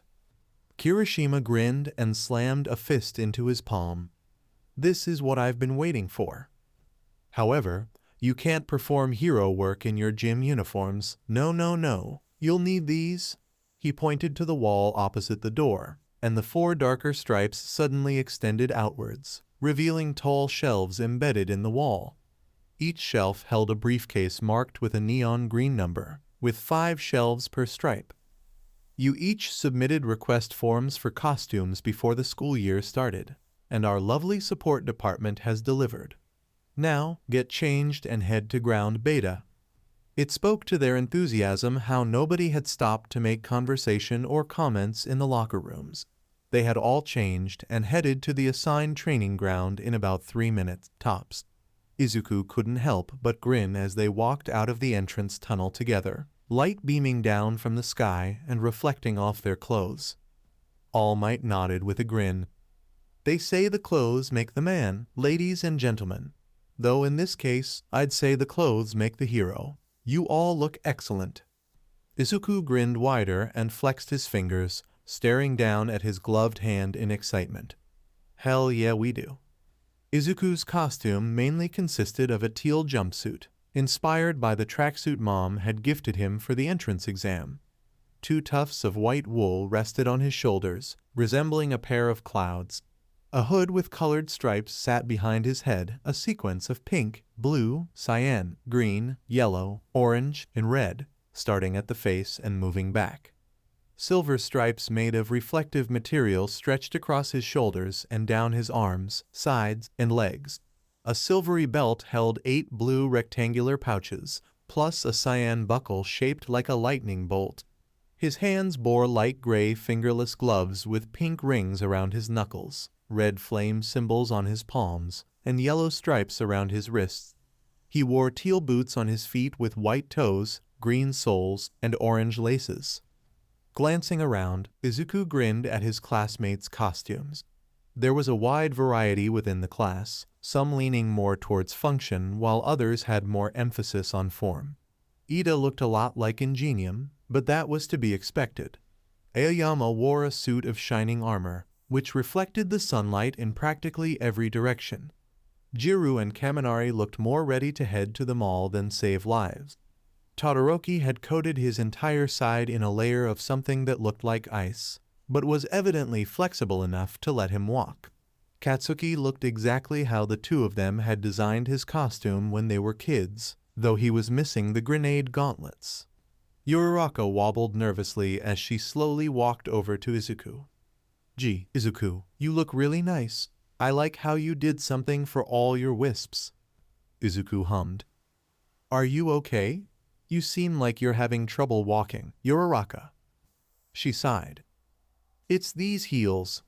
I never asked for them on the paperwork, and I've never worn heels before, so it's kinda hard walking in them, but I'm sure I'll get used to them. Yaoyorozu looked like she was about to say something, but All Might boomed.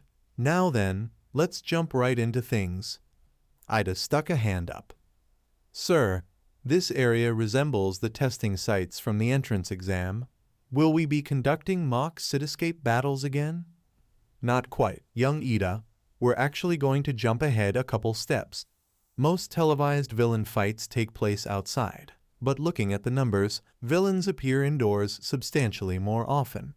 Imprisonment, house arrest, backroom deals. The intelligent villains hide in the shadows. For this exercise, you'll be split into teams of 2 and face off against each other. Asui frowned. Without any basic training? These are the basics, young Asui. This exercise is designed to determine where you all sit in terms of skill level, allowing me to find where to start.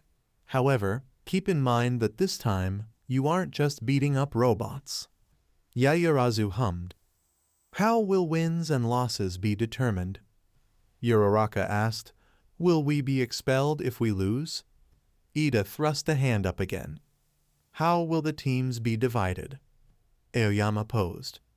Isn't this cape crazy? All Might coughed into his fist. Slow down, I promise I'll get to all your questions eventually. Now then, he reached into a pocket and pulled out a tiny booklet, a script. The situation is thus. Dastardly villains have taken refuge inside this building and are armed with a nuclear device. The device is set to detonate in 10 minutes, and the heroes must stop it before then. In order to win, the hero team must capture both members of the villain team or touch the bomb before time runs out. Teams and matchups will be determined by random lottery. Ida started chopping his arm. Surely there is a better method. Izuku huffed. Not really. In the field, heroes often have to partner up with whoever else is on the scene they won't get to choose. And villains don't often form groups out of fear of betrayal, so they generally only team up out of necessity with those nearby. Choosing teams randomly is a decent way to simulate that. All Might beamed. Well said, young Midoriya. Now then, let's get started. Team A, Aoyama Yuga and Bakugo Katsuki. Team B, Satu Rikadu and Maita Minoru. Team C, Tokoyami Fumikage and Midoriya Izuku. Team D, Kaminari Denki and Kuda Kuchi. Team E, Shaoji Mezu and Kyoyuka Jiru. Team F, Shiro Hanta and Hagakure Toru. Team G, Eita Tenya and Yaoyorozu Momo. Team H, Ashido Mina and Todoroki Shadow. Team I, Asui Tsuyu and Kirishima Aijuru. Team J, Uraraka Ochako and Ajiro Mashiro. Once all the teams were assembled, All Might pulled out 2 boxes, 1 white-labeled hero and 1 black-labeled villain. Now, let's see who will face who for the first match. He ruffled around for a couple seconds, before pulling out a white ball marked with a B and a black ball marked with an F. Team B as the heroes will face Team F as the villains. Shiro and Satu met each other's gazes evenly, while Maita grinned and started rubbing his hands together, staring in Hagakure's direction.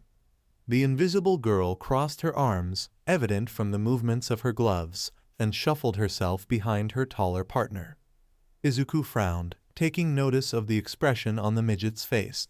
He leaned close to Cyan and muttered, If he does something I don't like, go get Aizawa.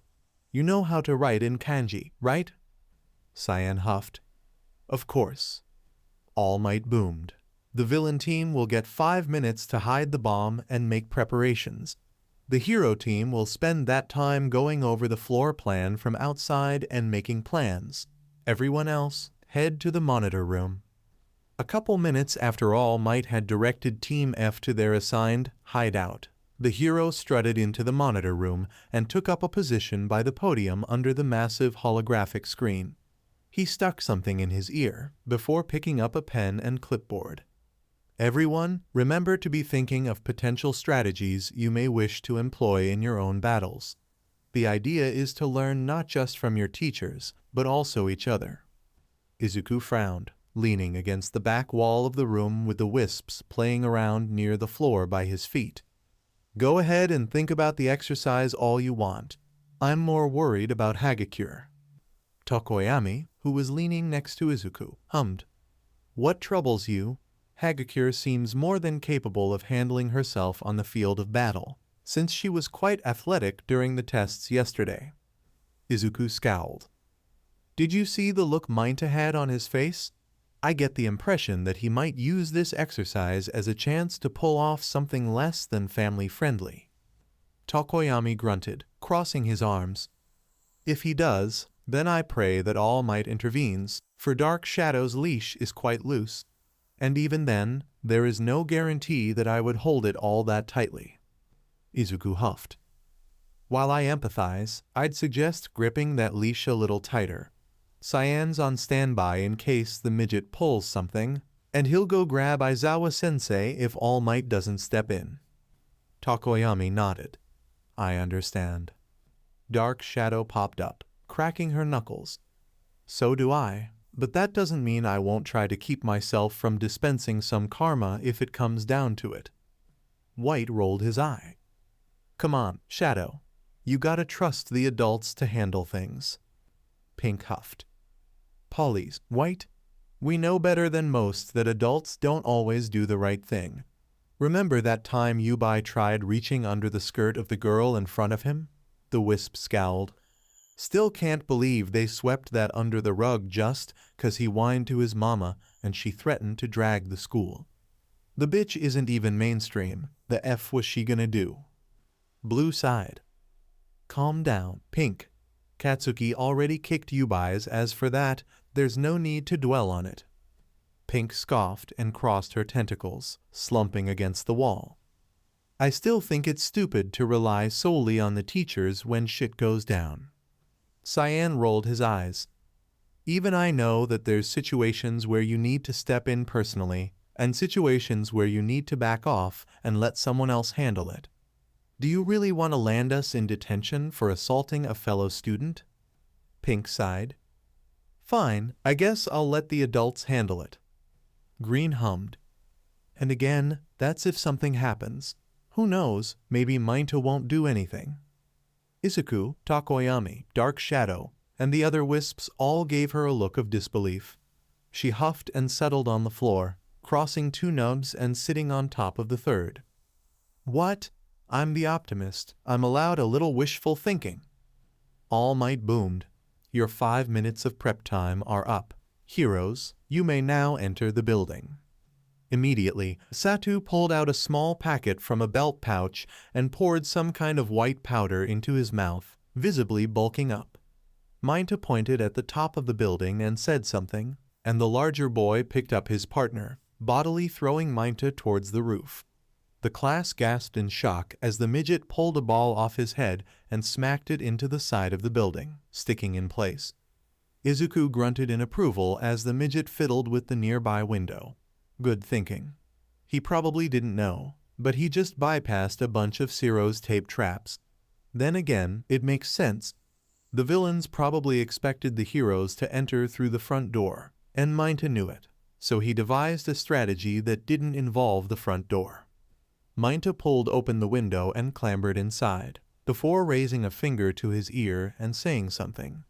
Back on the ground, Satu nodded, before roaring and charging in through the front.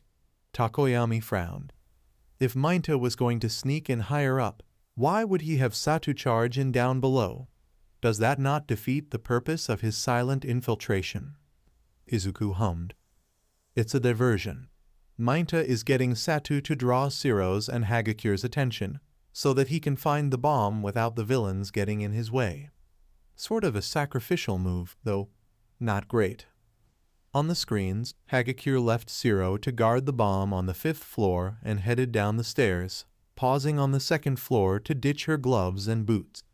Minta carefully maneuvered around Ciro's traps on the 4th floor, reaching the stairwell somewhat quickly. He moved up to the 5th floor and hung a string of balls from the ceiling, using it as a sort of harness to stake out the room from above. Down below, Satu was bypassing the traps by destroying the walls they connected to, leaving a trail of destruction in his wake. Suddenly, Satu tripped over seemingly nothing, stumbling forward directly into multiple strips of tape he hadn't yet cleared. The tape stuck fast and it stuck hard, rendering the large teen completely immobile. A roll of captured tape seemingly floated out of a nearby room, and Izuku grunted as he realized what happened. Hagakure stuck her foot out and tripped Satu into a trap, and he couldn't avoid it because he couldn't see her. All Might boomed. Young Satu has been captured.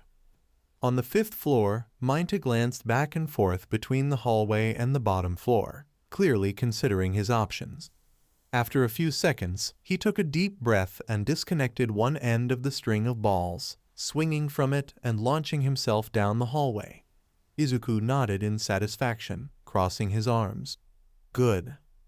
Minta hurried down the hallway, coming to a stop outside the door to the room with the bomb in it. Inside, Zero had filled the entire space with strands of tape, standing in front of the bomb defensively. Yaoyorozu hummed. The heroes are at a massive disadvantage. Zero has severely limited the options for approaching the bomb, and Hagakure is already on her way back up.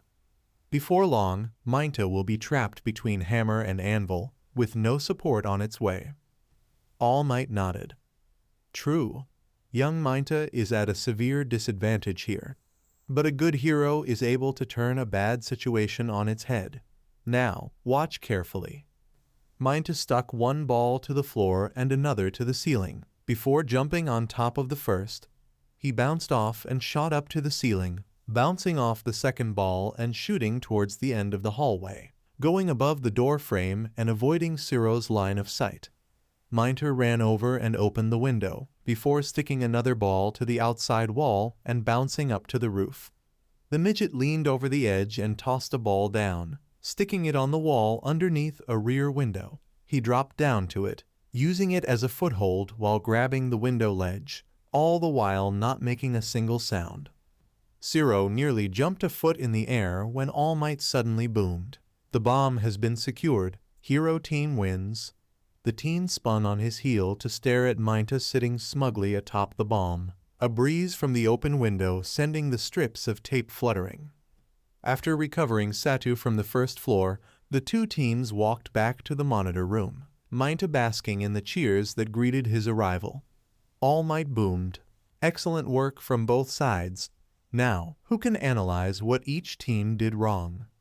Minta opened his mouth to ask something, but Yaoyorozu cut him off.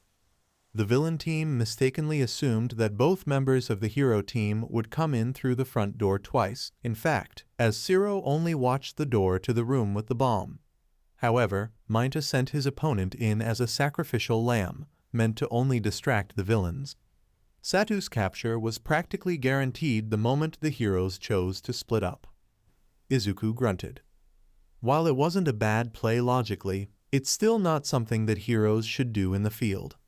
Out in the real world, villains will fight to kill, not to capture. Sending in your only backup as a one-use diversion means that you'll have that hero's blood on your hands. While Minta won the exercise, he still lost his partner, and that'll hurt his chances in future team-ups. Nobody's gonna want to work with the guy who let a fellow hero be killed for the sake of the mission. Minta hung his head in shame, only to perk up when Yaoyorozu continued. That being said, it may have been the right choice to go for the bomb instead of trying to save Satu. Due to Minta's short stature, direct confrontation may not have been viable, especially if Hagakure had used her comm link to call Zero for backup. In addition, not being able to see Hagakure would place Minta at a massive disadvantage, and she might have even been able to capture him on her own, thus winning the match. Sneaking around behind Zero and securing the bomb stealthily was an intelligent play, even if the setup for it was less than desirable. All Might beamed. A wise assessment on both parts. Remember, win or lose, there's something to be gained from this match. Now, let's see who's up next. He ruffled around in the boxes, before pulling out a white E-ball and a black C-ball. Team C as the villains will face Team E as the heroes. Due to young Zero's traps, we'll use a different building. Izuku hummed as the Wisps set down the bomb in a room on the 5th floor. You'd think they'd make it a bit heavier to more closely resemble an actual bomb. Takoyami frowned. Perhaps so, but making it lightweight allows for easier transport, especially if the match needs to be relocated. Izuku shrugged. That's fair. He considered the bomb, then the area around it. You know, Zero had the right idea. You don't want the bomb to be easily reachable. Move the bomb to that corner. The Wisps obliged, and Izuku cleared his throat, then warbled. Yellow, drill out the floor around the bomb, but leave the floor under it intact. Takoyami, come with me. The bird-headed boy nodded and followed Izuku out of the room, the Wisps flying behind them. Yellow obediently drilled a curve in front of the bomb, before starting a pattern moving back and forth in increasingly wider curves, leaving a pattern of curved stripes in the floor. As soon as Yellow finished, Izuku grunted. All right, Yellow, make holes for the others to get through and be ready in the room underneath. Once the Wisps were in position, he called out, Pink, start cutting the floor strips down. Everyone else, catch them before they hit the floor and set them down gently. We don't want to make any noise. As the Wisps got to work, Takoyami nodded in satisfaction. From what I observed yesterday, neither Shaoji nor Jiru should be able to clear that gap. Shaoji has a decent standing long jump, but his performance yesterday makes me believe he is incapable of this distance. Izuku nodded as Pink started cutting the bigger strips in half before disconnecting them from the walls. Exactly. And Jiru's athletic, but I don't really think she's climbs the outside of a 5-story building athletic. What's our strategy beyond this? Takoyami hummed. I believe it would be prudent if you positioned yourself in the room underneath the bomb. Your Wisps are much more patient than Dark Shadow, and would be better for holding a defensive position while she goes on the attack. Furthermore, we have already proved that 2 of them together can lift the bomb, and All Might never said that it could not be moved mid-match. This could potentially come down to playing keep away. Cyan snorted. I'm excellent at keep away. Izuku glanced over to see that all of the strips had been cut away from the wall and gently stacked at the back of the room below. Nodding in satisfaction, he turned to Takoyami and held his hand out. Good luck. If you need help, give me a buzz. Remember, I'm not the only one who can make use of the Wisps. Takoyami smirked and accepted the handshake. Indeed. As the bird-headed teen walked off, Izuku turned around and stepped through the doorway, Green catching him just before he hit the floor below. As he walked towards the middle of the room, he gave her a curious glance. Why? You know I can handle a 2-story drop. Green rolled her eye. Yes, but you just said you wanted to keep quiet for the time being, and dropping an entire floor was bound to make noise. That's fair. All Might's voice boomed from the loudspeakers. Your 5 minutes are up. Heroes, you may now enter the building. Izuku brought a hand to his earpiece. Takoyami, can you speak the Wisps' language? His partner sighed. Unfortunately, no. However, Dark Shadow can, and she sees what I see. I will give her my earpiece, and she will relay happenings to you as relevant. There was a brief pause, and then the shadowy bird trilled. Am I coming through okay? Izuku grinned. Loud and clear. Dark. What are the heroes doing? They walked in through the front door. I'm going to stretch along the outside and see if I can listen in. Another pause, and then Jiru's voice came through the earpiece, albeit distantly. Midoriya's on the 4th floor, and Takoyami's heading down the stairs from the 5th. Since Midoriya isn't moving, I'm going to guess that the bomb's on the 4th floor. Shaoji responded, but if it's on the 4th, then why was Takoyami on the 5th floor? Plus, they know neither of us can scale walls like Mainta or Zero, so it would make sense for them to put the bomb as high up as possible to delay us. Jiru hummed. That's a good point. All right, you deal with Takoyami. His bird demon thing looks tough. Shaoji grunted. Be careful. Midoriya may look innocent, but his buddies are clearly powerful. You saw what he did for the 50-meter dash yesterday. He could be on us in a second. Jiru chuckled. Worry about yourself. I've got a move I doubt he'll see coming. The earpiece shut off, and Izuku grinned to himself.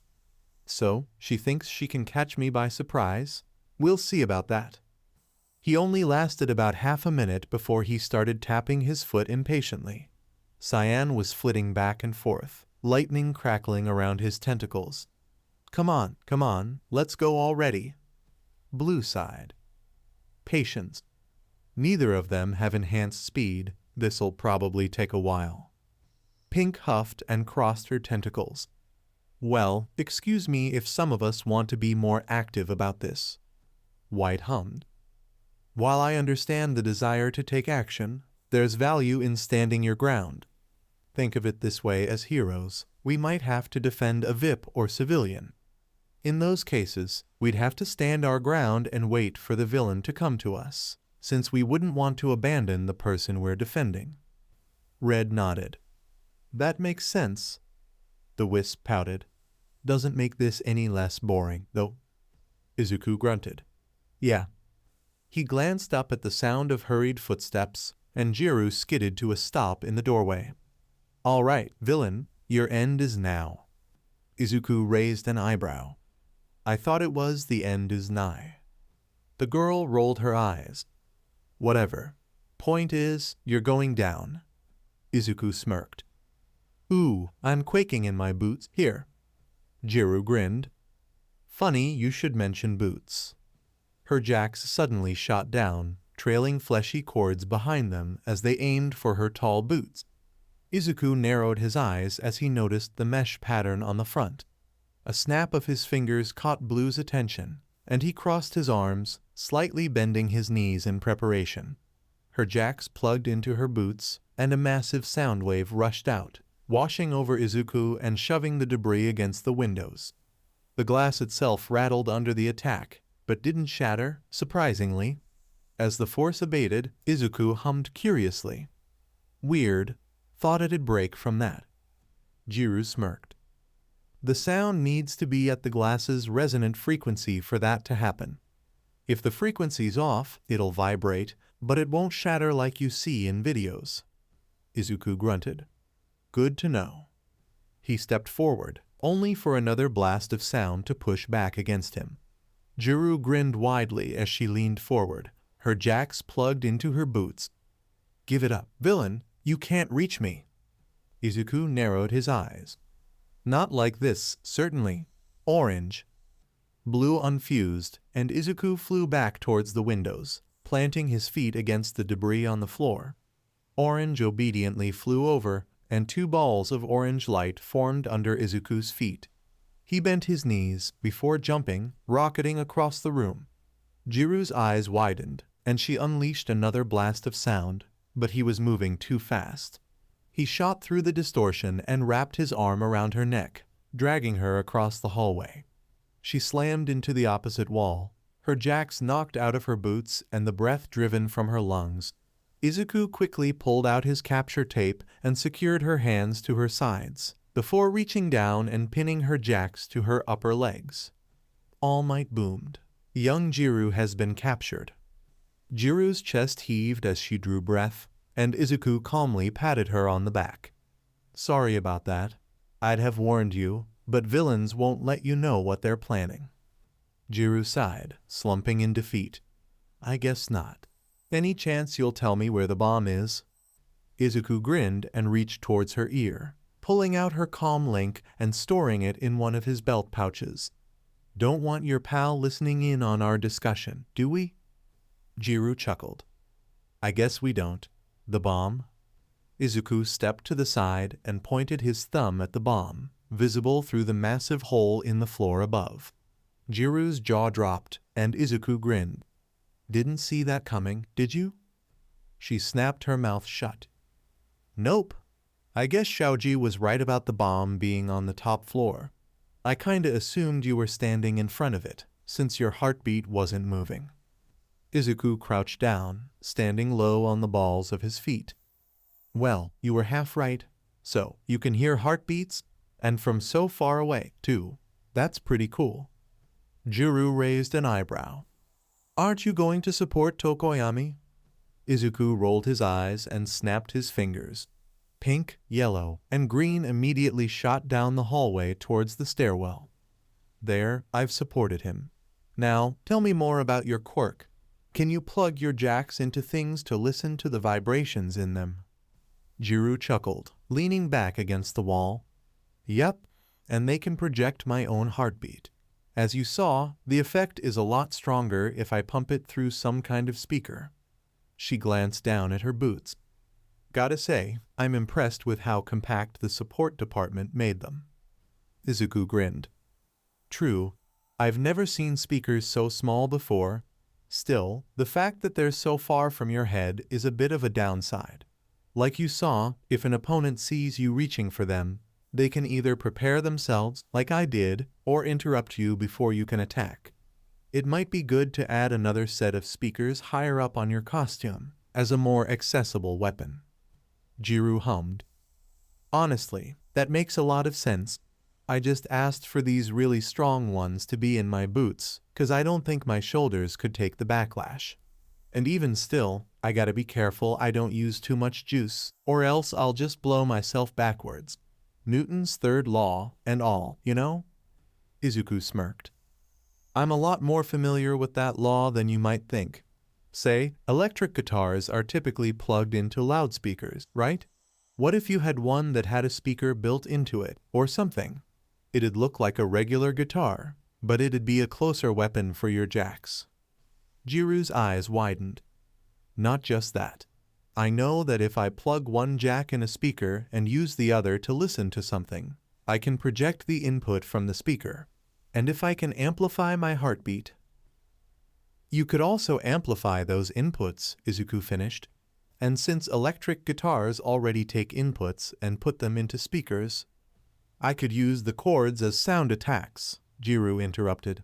That's genius. Suddenly, the building shook, and Jiru glanced around wildly, only to pause when Izuku snorted. Calm down. All Might announced. Young Shaoji has been captured. Villain team wins.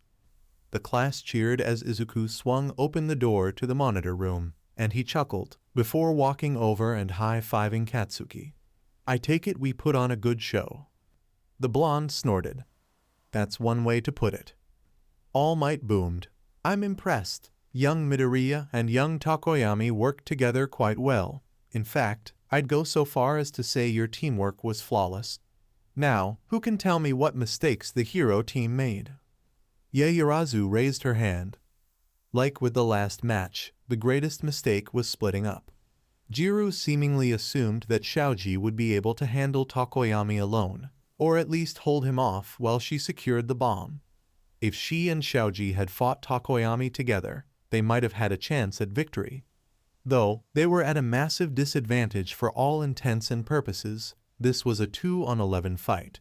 Not only could Midoriya's Wisps enhance his or Takoyami's capabilities, they could also reconnoiter and battle on their own. In a real fight, had Jiru managed to detain Midoriya, a Wisp could have released him. And besides, her chances of beating Midoriya by herself were slim to none. The more practical route would have been to face Takoyami alongside Shaoji, a fair 2-on-2, before then facing Midoriya as a team.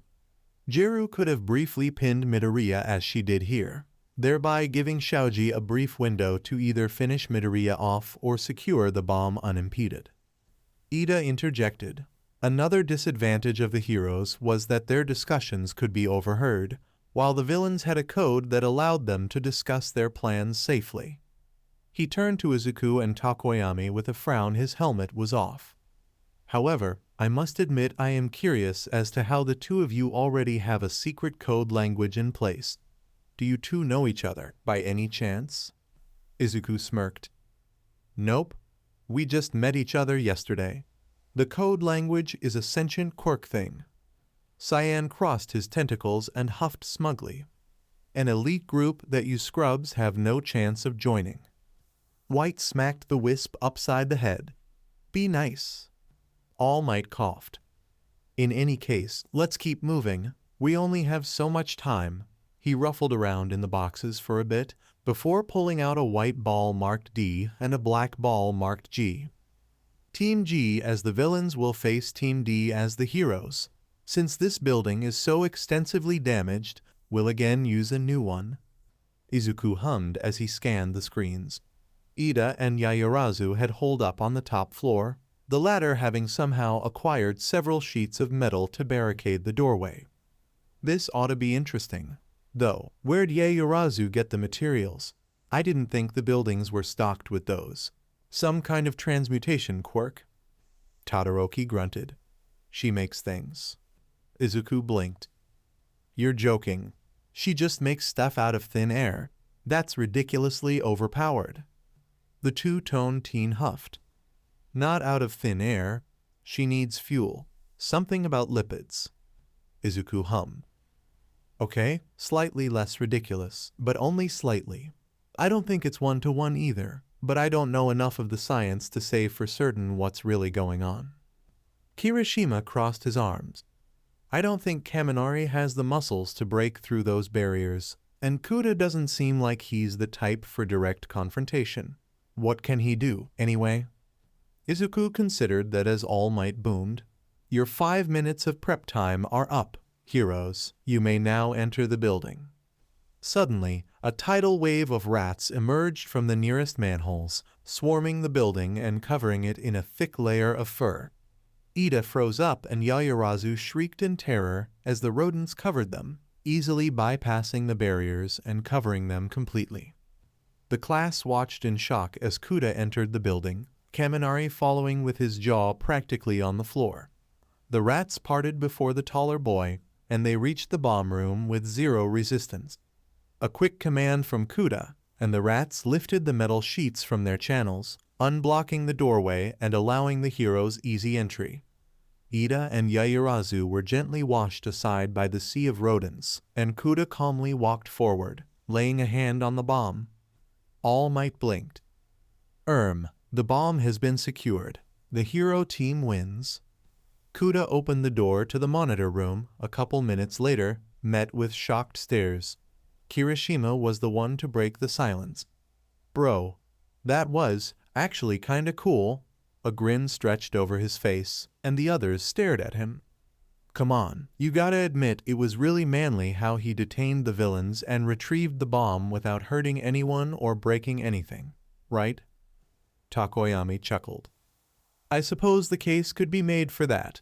Most villains would be wholly unprepared for a biblical plague, and very few defenses would hold up to thousands of tiny mammals swarming them. Izuku nodded. If they even defend themselves at all. That kind of sight would make just about anybody freeze up. All Might coughed into his fist. Yes, remember, as heroes, any collateral damage you cause is taken out of your paycheck, so minimizing destruction is always a good strategy. Kuda smiled softly and nodded, walking to a corner of the room and sitting against the wall. A solitary rat followed him, and he began stroking the mammal's fur with a large finger. Ida sighed and removed his helmet, holding it by his side. For the sake of honesty, I must admit that I am disappointed in myself for losing so easily. But I understand that we are here as students to learn and grow, and failure is expected on occasion. Yaoyorozu smiled and patted her teammate on the shoulder. Very true, Ida-kun. All Might smiled.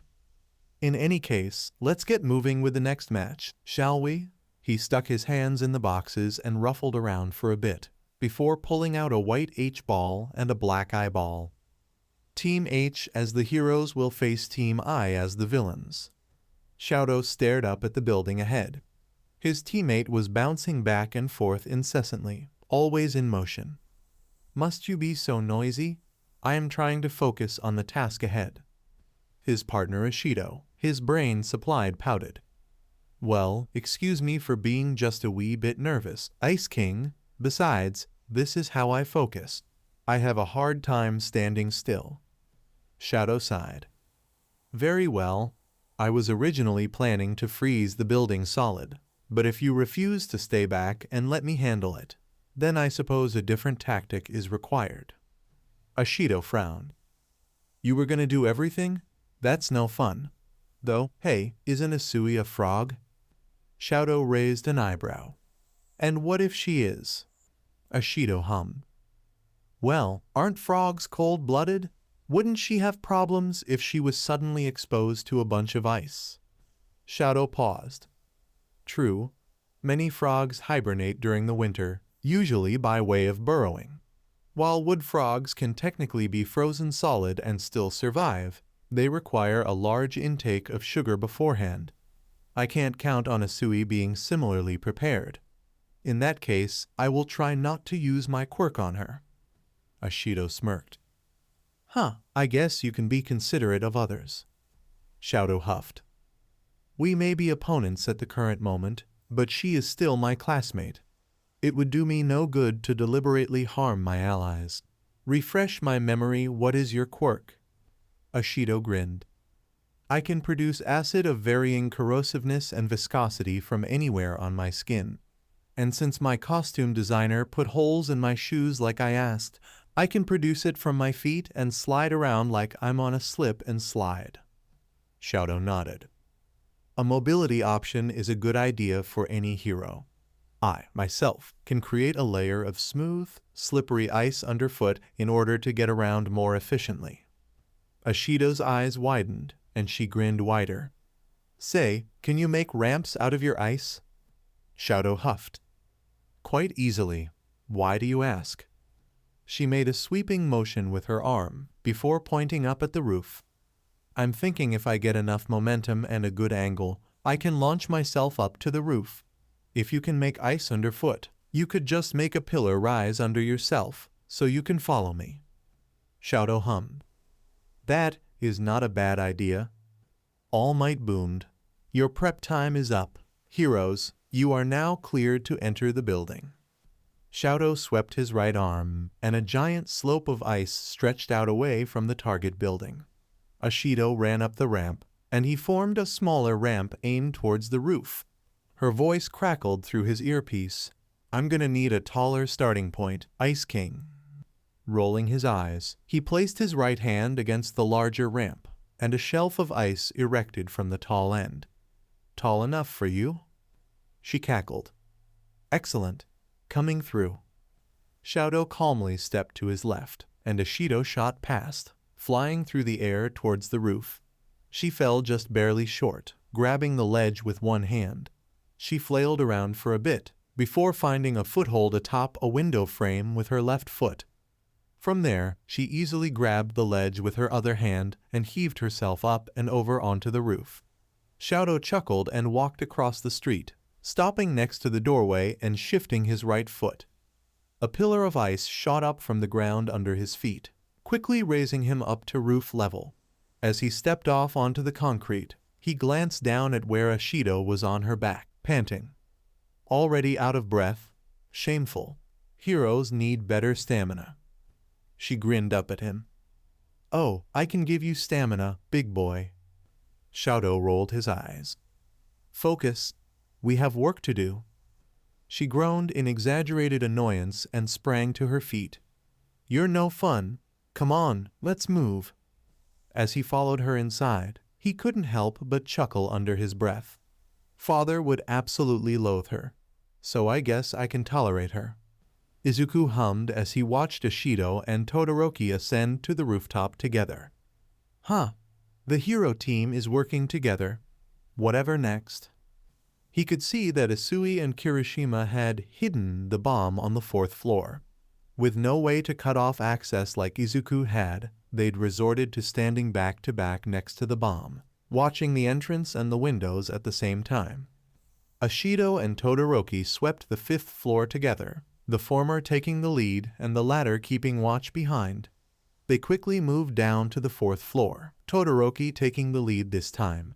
It wasn't long before they came upon the room with the bomb in it, the two heroes immediately stepping inside.